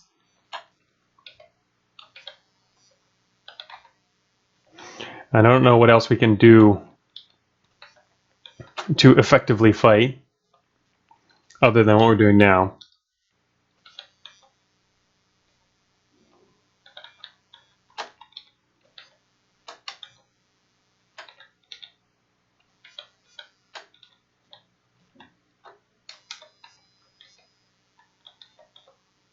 Oops.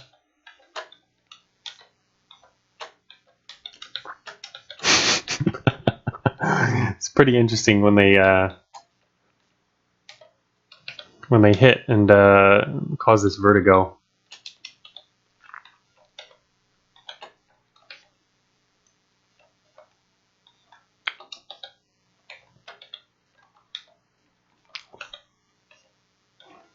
Not sure whether it's more effective to swing back and forth at them or move. Actually, it's probably more effective to keep charging if there's room, just because then they don't get 2 attacks. Oh, I'm getting low on food. Good point. We will deal with that shortly. I guess there's no warnings for that. Well, maybe it's not a big deal yet.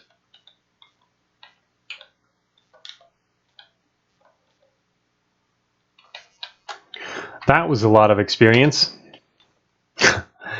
But it's getting harder and harder to raise levels anyway. Alright, I guess let's use an item real quick and see. We can use a ration. We haven't gotten any new rations, though.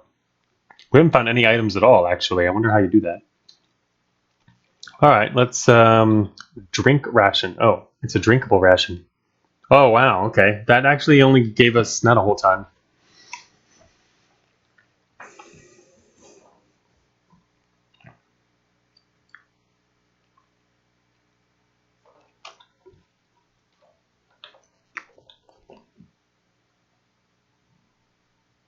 Oh, is that sell Fine Step? Oh, Fine Step says, yeah, the first rogue whatever you've played and managed to finish actually had a movable sword. Yeah, I've seen, I recall seeing this mechanic before in a game a long time ago. I haven't actually played one, though. It's kind of interesting. So we can level up yet again, and heck, let's level up again. Sure, why not? Allocate stats. I'm going to get yet more power, and more power, and more power, and more power. I don't know if this is a bad idea, but I'm just getting a whole ton of power. We're going to see how that works out. We can still get more shield, too. We can get that, but I don't think that does anything yet. Alright, so now if we look at our stats here, we have 109 power. So we can do a lot of damage.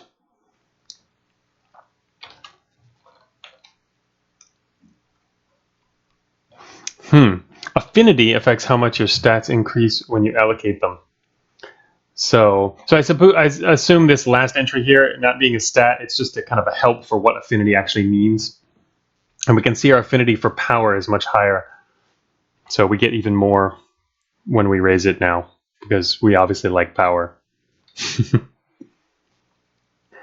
gotta try fusion at some point too, but I guess we can't risk wasting our rations. Oh, that's right. And I guess green herbs are probably cure. Alright, we're finally mostly cleared out this room.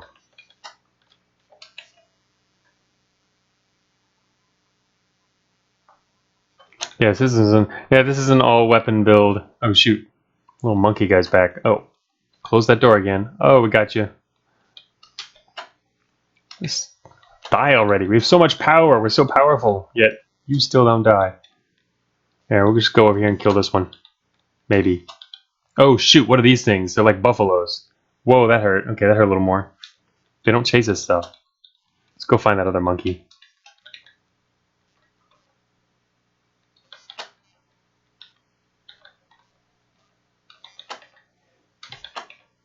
I'm kind of worried about getting more food in the long run, just because we haven't seen any items or any ways to obtain items. Whoops.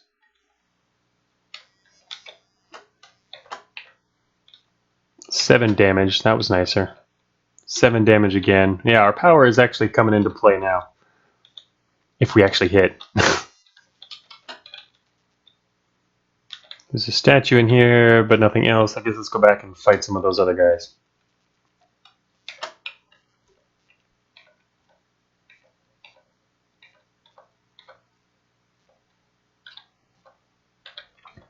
Oh, wow. What? Is there a bug there? No. It just took a lot of damage. Why did that one take so much damage? Most of the others die really quickly. Interesting.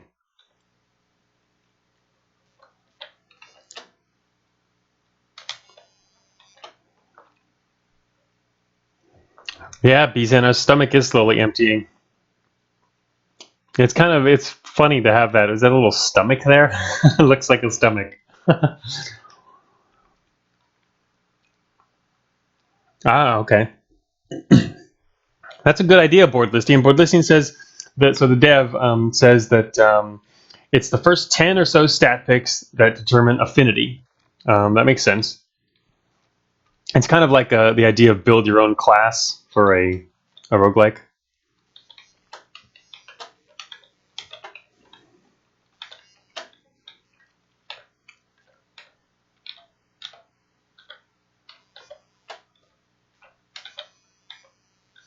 Cut that out.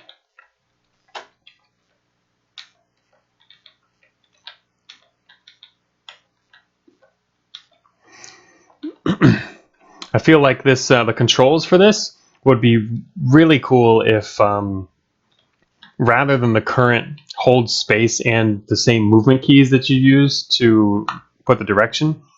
I mean, you can leave that certainly, but it's always nice to have more options. One would be to have a kind of like tank controls.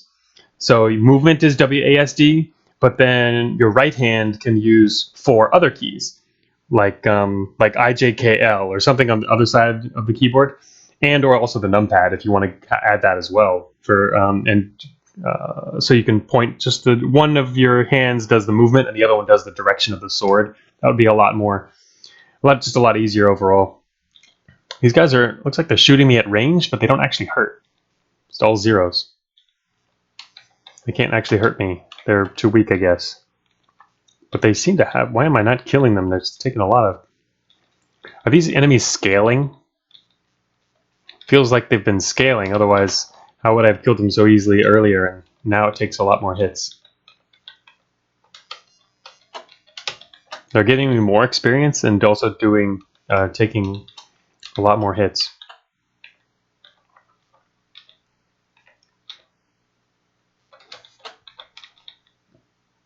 Well, we have a whole ton of experience again. We're also about to run out of food. I wonder if we're just going to like suddenly die if we run out of... if I forget, I mean. Alright, got that ration. That's our last ration.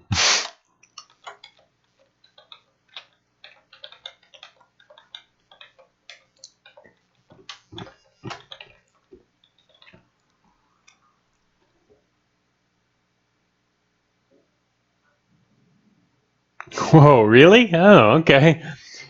Board says the enemies actually gain 1 XP per turn. That is very interesting. I did not know that. Fortunately, they aren't smart enough to allocate all of the XP they get into stats, says Board. Okay, I see. Yes, that is fortunate. Otherwise, we might be in some serious trouble. But yeah, it's obviously the balance is... Well, balance isn't something you can really do a lot of for the 7DRL. I think for 7DRL development, one of the main... If you want to balance, you got to do that before 7DRL. I mean, you can add visual polish and control, like interface, quality of life stuff. But if you want to actually balance things, I think that should be done in like a design phase before the 7DRL. So now we've got some like... I'm going to guess they look like something with fangs, or... I don't know. For some reason, when I saw them, I immediately thought of like bison or buffalo, even though they don't have fangs. These things are actually hurting, and we're actually going to run out of food soon. Wow. Oh, interesting. What is that in our stomach? Is that something else in our stomach, or it's filling our stomach? Let's see. Stats. Oh, wait.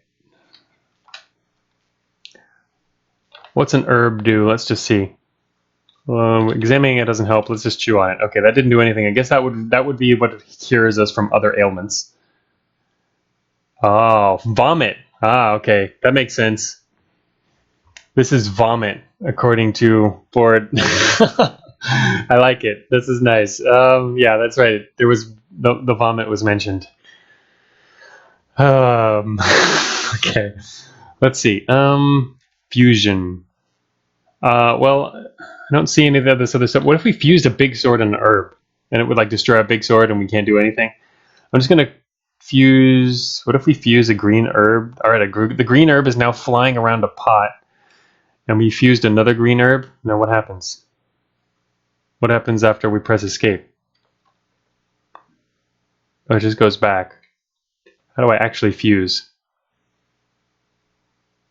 Because it just allows me to keep pressing enter and selecting more things. It's totally how vomiting works in real life, yeah. Oh yeah, space, right. Okay, that makes sense.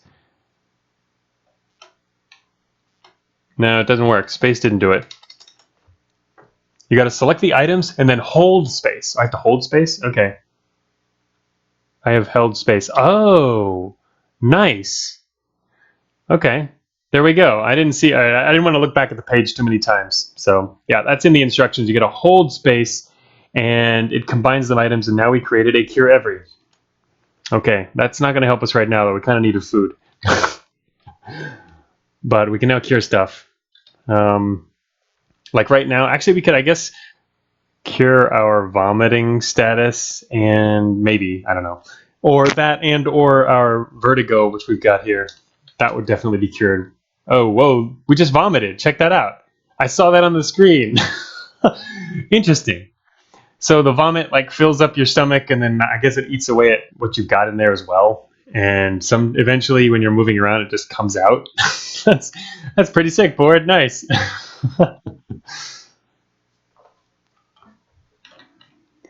All right. What else? Oh, whoa, we're gonna vomit again. It's like filling up. Oh my god. Can this statue help us? No. We could level up again. Actually, what's our stats right now? We can level up yet one more time, and we can also have a ton of XP. Where's the ability to like not worry about food? Let's level up once more. And also, actually, maybe we shouldn't have leveled up that time because we're going to die soon. That probably would have been smarter. All right, we have an affinity for power. Actually, what was vitality? I actually completely forgot what vitality is, so I'm going to check real quick. How much health you recover when resting? Resting, I guess, is just out of battle. We don't explicitly rest. Or haven't been anyway. How fast you are may allow you to take more turns. Should probably go for some speed. A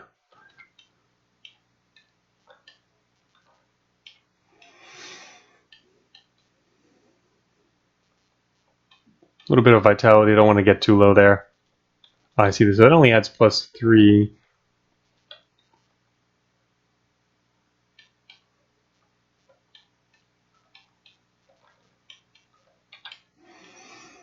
And we'll do some more power.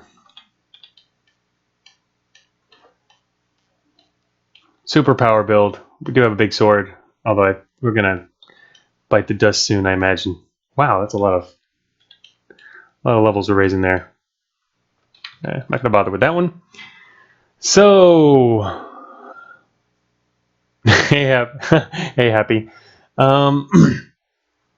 Okay, yeah, we're gonna vomit again here in a moment, and I don't know. I think we're having a little bit of. Let's see. Let's just do a cure every because we might die otherwise anyway. Let's just cure every. Drink cure every. There we go. Look at that. We're not vomiting. We're also, our heart rate is back to normal. You can see our heart is beating normally again, and we're also not. We don't have vertigo. Our screen stopped moving. But we are still going to starve to death soon.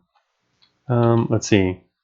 Yeah, I don't see anything else we can do about that. I don't see any other items. Oh, that's right. Some bushes can create herbs and stuff. I haven't seen any bushes yet. Well, either that or I'm blind and missed them. I guess some of these things might count as bushes.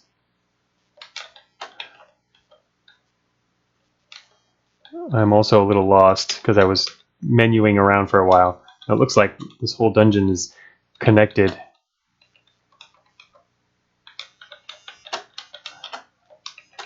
At the moment, I believe we're just letting all the enemies level up by wandering aimlessly. 17 damage now. Yeah, you better close that door.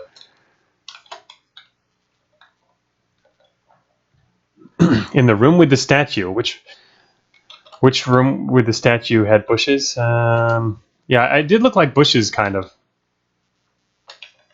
We're about to run out of food. Like this right here. These things look like bushes. But, I mean, what do I do with that? Can I search them? No. Oh, wait, look at that. Wait, stick hand into the hole.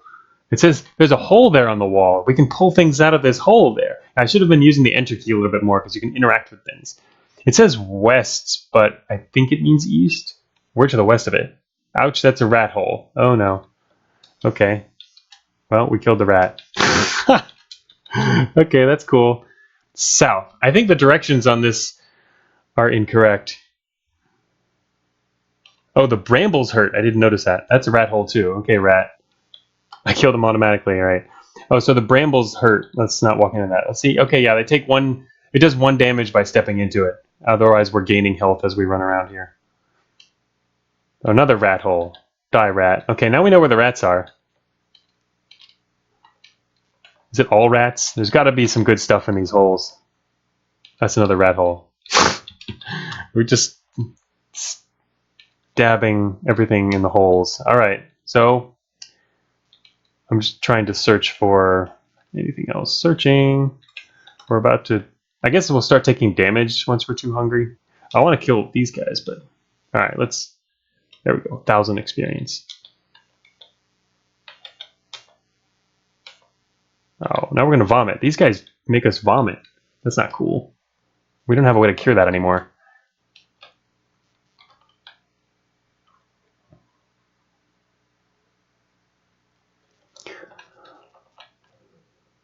Another portal that doesn't work. A lot of unactivated portals. No, we can't activate it. Okay.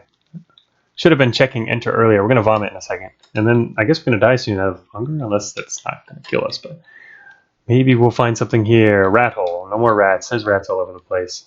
A cockatrice nest. We extracted the eggs. We got 6 cockatrice eggs. Okay, that's cool. You know what I want to do immediately is eat one, but something tells me that would be bad. I don't know. I mean, it sounds like food. It's an egg, right?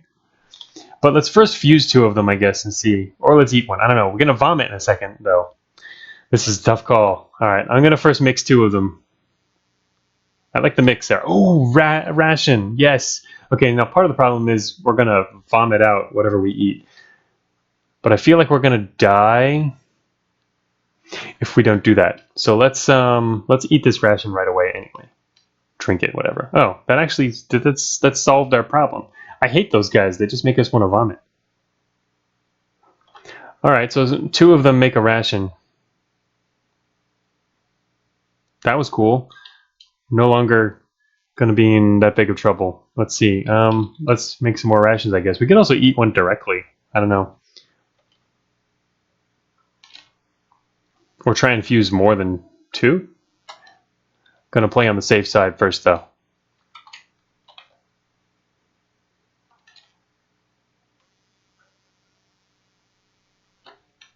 I'm going to play on the safe side until we find a little bit more. Oh, we're going to start vomiting again. Dang it.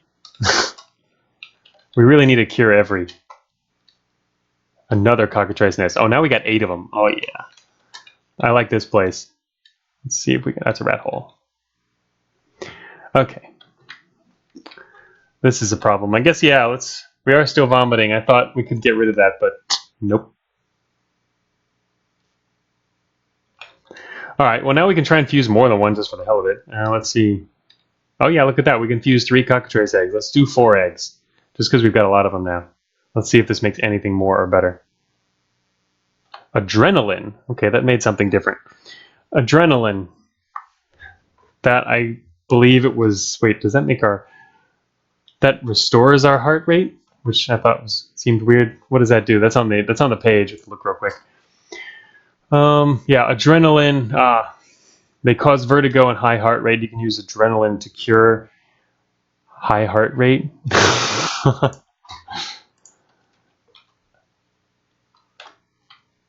But the problem is we're still vomiting. Yeah, we need to get rid of that.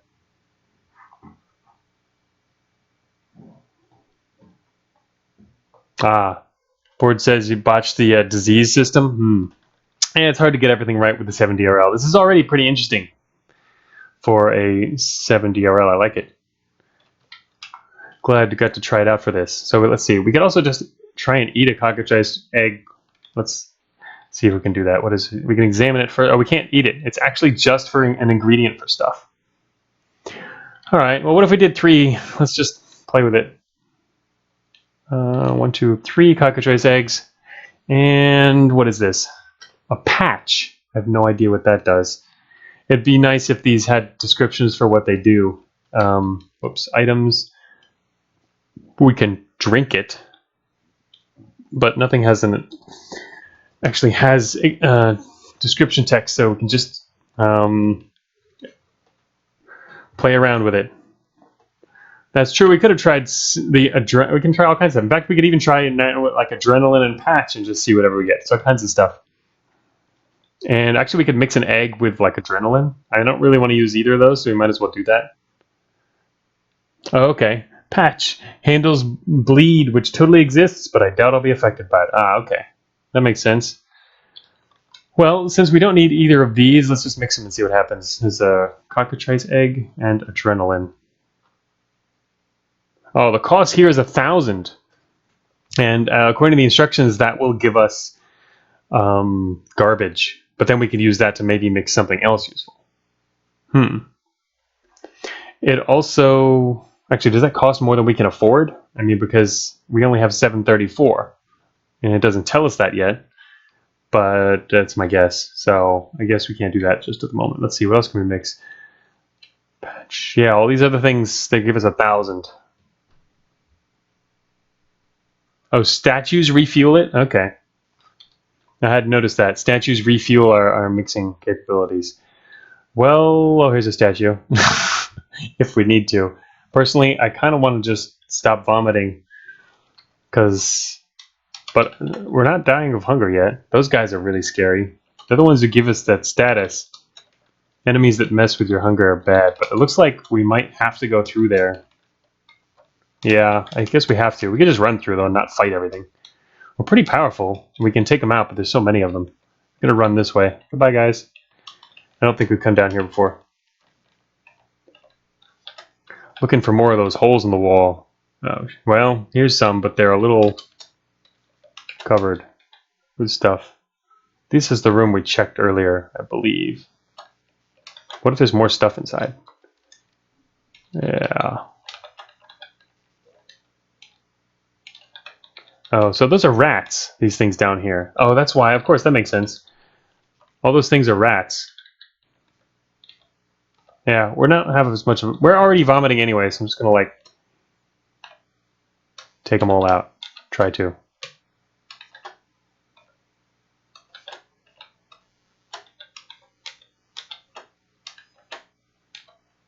We are pretty powerful at the moment.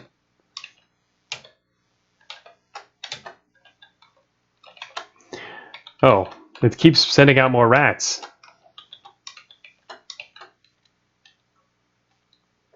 Yeah, we know it's a rat hole. I guess I should have known that because it was coming out. Nothing in that hole. Surprising. Nothing again. Oh, shoot. This guy's down here still alive. So I guess after this, we'll check this hole around the corner, and this place is just going to... Oh, another... Excellent. We got more cockatrice eggs, but... And we can make rations with them, which is really nice. We're not actually suffering from hunger, though, at the moment.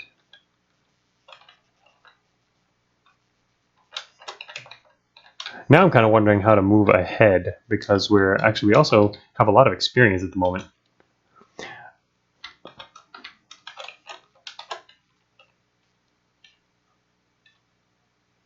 I see, yeah, it just did restore our ability to mix things.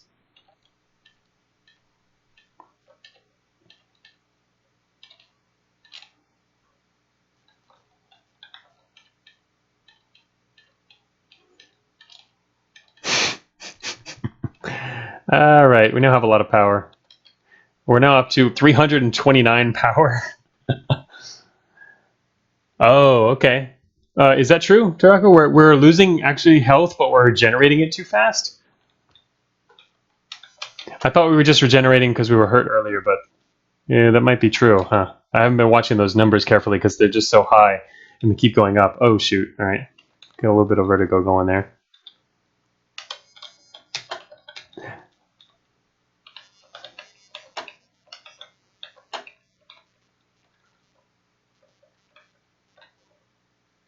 All right. Yeah, we're taking damage now again. Infinite power.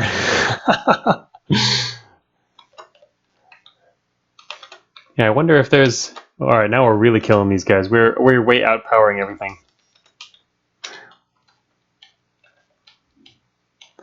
So I'd like to give myself some more rations, and eat some stuff, but it's not actually helping. I see, now our health is definitely going down. It's not regenerating faster. Oh, I know why. It's because they hit us and we need... our heart is beating too fast. Alright, so we need some adrenaline. For that, we have to fuse... Oh, we have some right here. I was going to say, what is it? We fuse 3 eggs to get adrenaline. Or was that 4? That was 4 eggs. The 3 eggs is patch, I believe. Okay, so we need the adrenaline back in order to stave off our hunger. That's actually more important than rations. So we don't want to fuse it. I want to actually use it. Item, adrenaline, drink the adrenaline. There it is. Our heart's back to normal. And so now we're going to start regenerating again. Yep, there we go. Oh, it's 4 for adrenaline. Okay. All right, so if we need some more adrenaline, we'll know it's 4. It would be nice to get rid of the vertigo, but I can live with that. It's really just annoying, sort of. It's not actually a big deal. A rat hole, yes, so we're going to kill the rat. Did that just give us no experience? Yeah, 0 XP. I would guess no experience because it's otherwise it's kind of infinite experience. At least that's a possibility because you can just keep sticking your hands into these holes and get more rats. All right. Oh, that's right. We fought a rat, so I need more adrenaline now. Oh, well, we're gonna die otherwise. So, fusion. Now we need 4 of these eggs. Gonna fuse that. Make adrenaline. Got to be careful about the holes. Created adrenaline. So that'll keep us from dying at least. Can use drink the adrenaline, and now we're gonna start regaining health. All right, we got to be careful of rats. No fighting. No more fighting rats.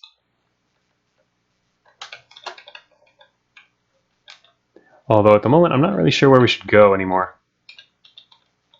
Or is there anywhere else to go? Do we actually do everything there is to do? Oh, there's another teleporter, actually. So maybe not. Or was this... Oh, whoa. Okay, we found like a new area. Stop missing the monkey guy. Oh, now we've got adrenaline again. I mean, the heart rate issue. That's what these guys do that as well. Oh, that's pretty annoying. We can't actually cure it anymore. Oh, we might die. I guess one way to prevent dying at the moment would be to get get enough experience so that we're revived by the time we die. Whoa. Oh, interesting. There are multiple levels of vertigo. It swings just a little bit, or you can get like a lot more vertigo. And all right, we now have enough experience to be revived.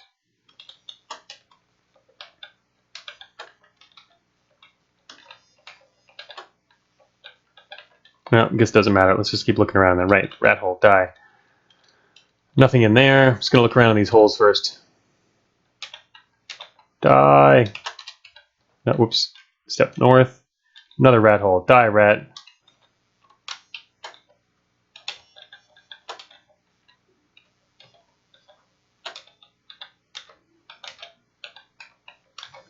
Alright, one more hole to check over there. We already have enough experience, so I'm not worried about dying if what we read is true.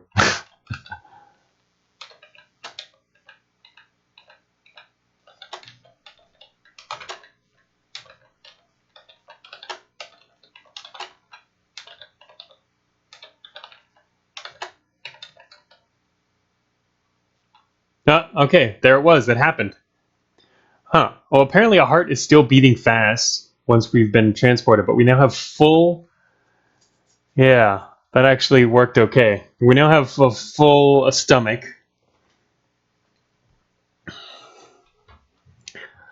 Yeah, that would really help, Board, is to have a fusion notepad. I mean, it should tell us what we've done in the past, something to reference. Obviously, that could even work over multiple playthroughs as well. So that's what happens. We now have lost all of our experience, but we're back at the same, back nearby. Oh, yeah, right. Okay. We have a journal. We have. Whoa. Did we just? I just saw the vomit animation.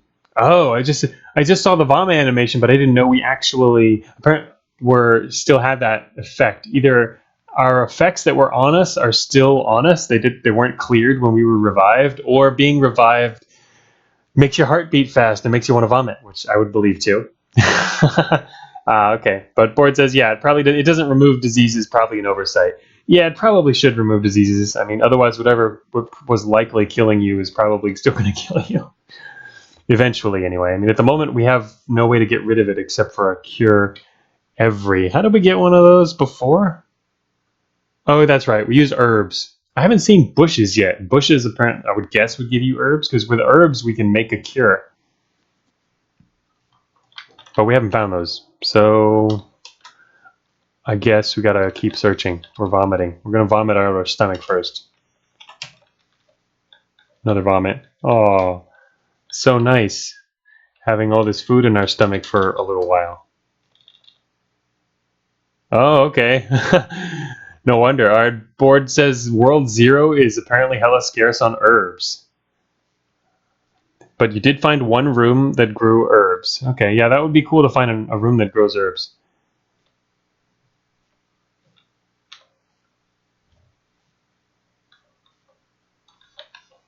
I just saw one of these rats level up.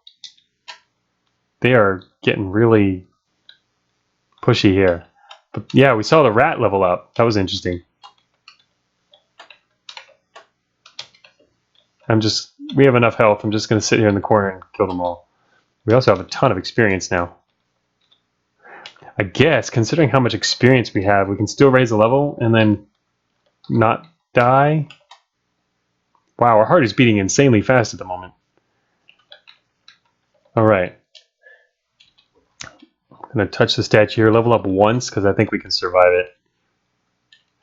And get even more power, because otherwise we're not going to be able to overpower all these guys anyway. Just keep doing it. Power, power. A lot of power. Go all the way. 1050. Okay, whoops, don't want that.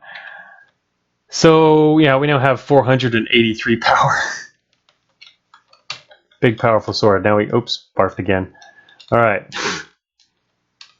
We could check, I think we checked these already. Yeah, oh, I checked this one. I don't know if I checked this one. More rats. Oh, it's a cockatrice nest. Yes. Okay, we got something. Oh, this is another dead end, though. Oh, barfed again.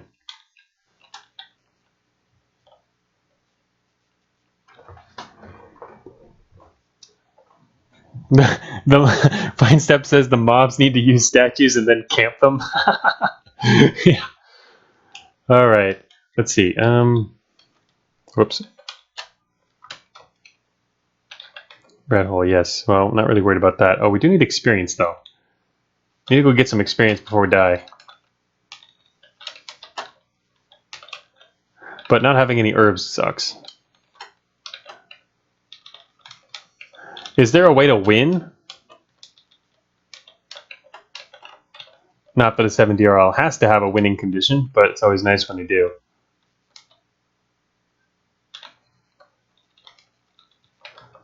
But yeah, with the world spinning and going all over the place, kind of not... Oh wait, this might be a new area. Whoops.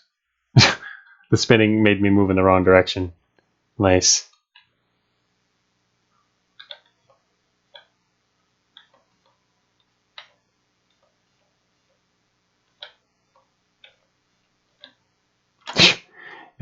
I moved right outside. Where's my sword? There it is. Come on. Come on. You gonna come towards me? No, they're not. It's gonna sit right there.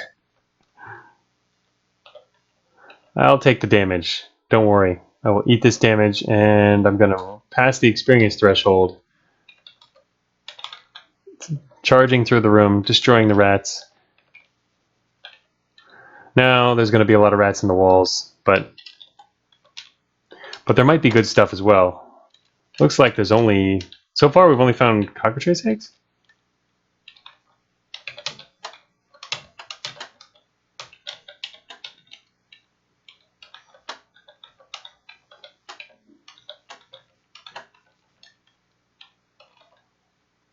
I'm sure we could, I guess, establish that there's a rat hole if it's just rats coming out. Cockatrices don't lay eggs inside rat holes. Okay, finish that room, and it's just a statue down here.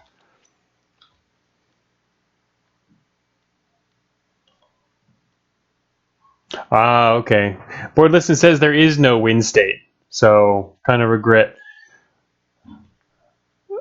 I guess you assume you meant to say not making one. Yeah, it would not be nice, but all right. Well, I think we've seen most of what we need for this. I'll play this again later and check out herbs and stuff because we didn't get to see any herbs. But I guess we've seen most of it. So let us go on to the next game because I could keep running around and doing this apparently for a while just by using the same strategy of killing stuff and getting XP back. But yeah. Hey, Greedy Poor. Yes, I did hear about DF going to Steam. Actually, I was trying to convince Tarn to do that in October last year. When I met him at the roguelike celebration and we were hanging out for a while, I told him he should bring Dwarf Fortress to Steam, and it would do well. And he wasn't so sure, but look at that, now they're doing it. So nice. Anyway, yeah, the UI is getting worked on though. You know, they're gonna do more for the UI. I mean, it's not just them too. He's got help on that part with the publisher, who they're friends with, and also modders as well. So it'll be better. Yeah, the heart was so fast there it stopped. Sorry, we stopped it. Okay, so yeah, thanks for that board listing. That was actually a pretty neat game to try out. All right, so next on our list here is To Be Risked. Let's see, let's open the page first. Look at that real quick. To Be Risked.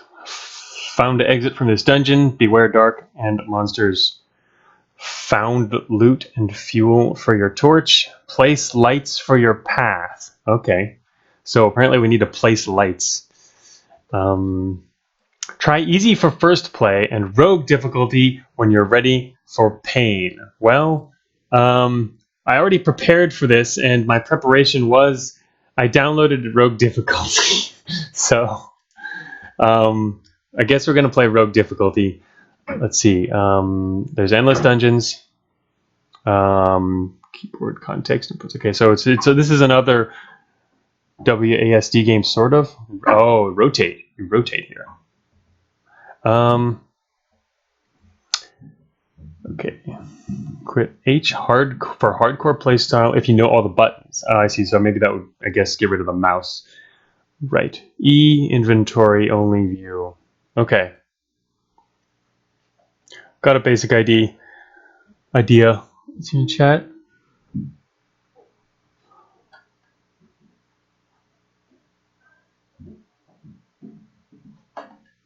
All right. So this gives, what's this game here? To Be Risked. Okay, here it goes. Click on this. This is apparently done in the Unity, not in Unity, I mean the Unreal Engine. Clicking on this icon here, Unreal. Oh, I guess one thing about this game is, oh, well, first of all, it's got sound. I managed to escape from the camera. I urgently need to find a way out in the dark. I can be lost. I need to set the candles. Okay, continue. All right, here we are.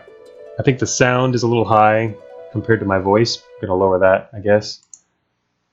Let's drop that down. Is this better, or is it still a little loud compared to my voice?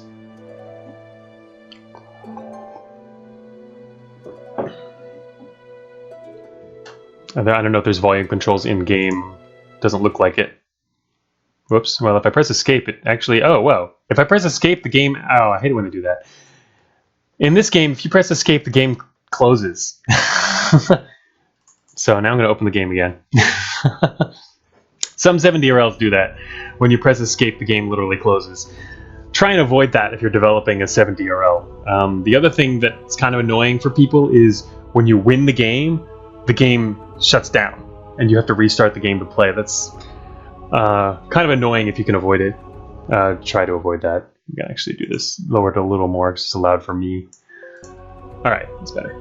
Okay, so we have WASD here. We can turn. What does this do? This doesn't actually. Oh, I see. This is just telling us what the actions are anyway. Could play this on like a mobile device.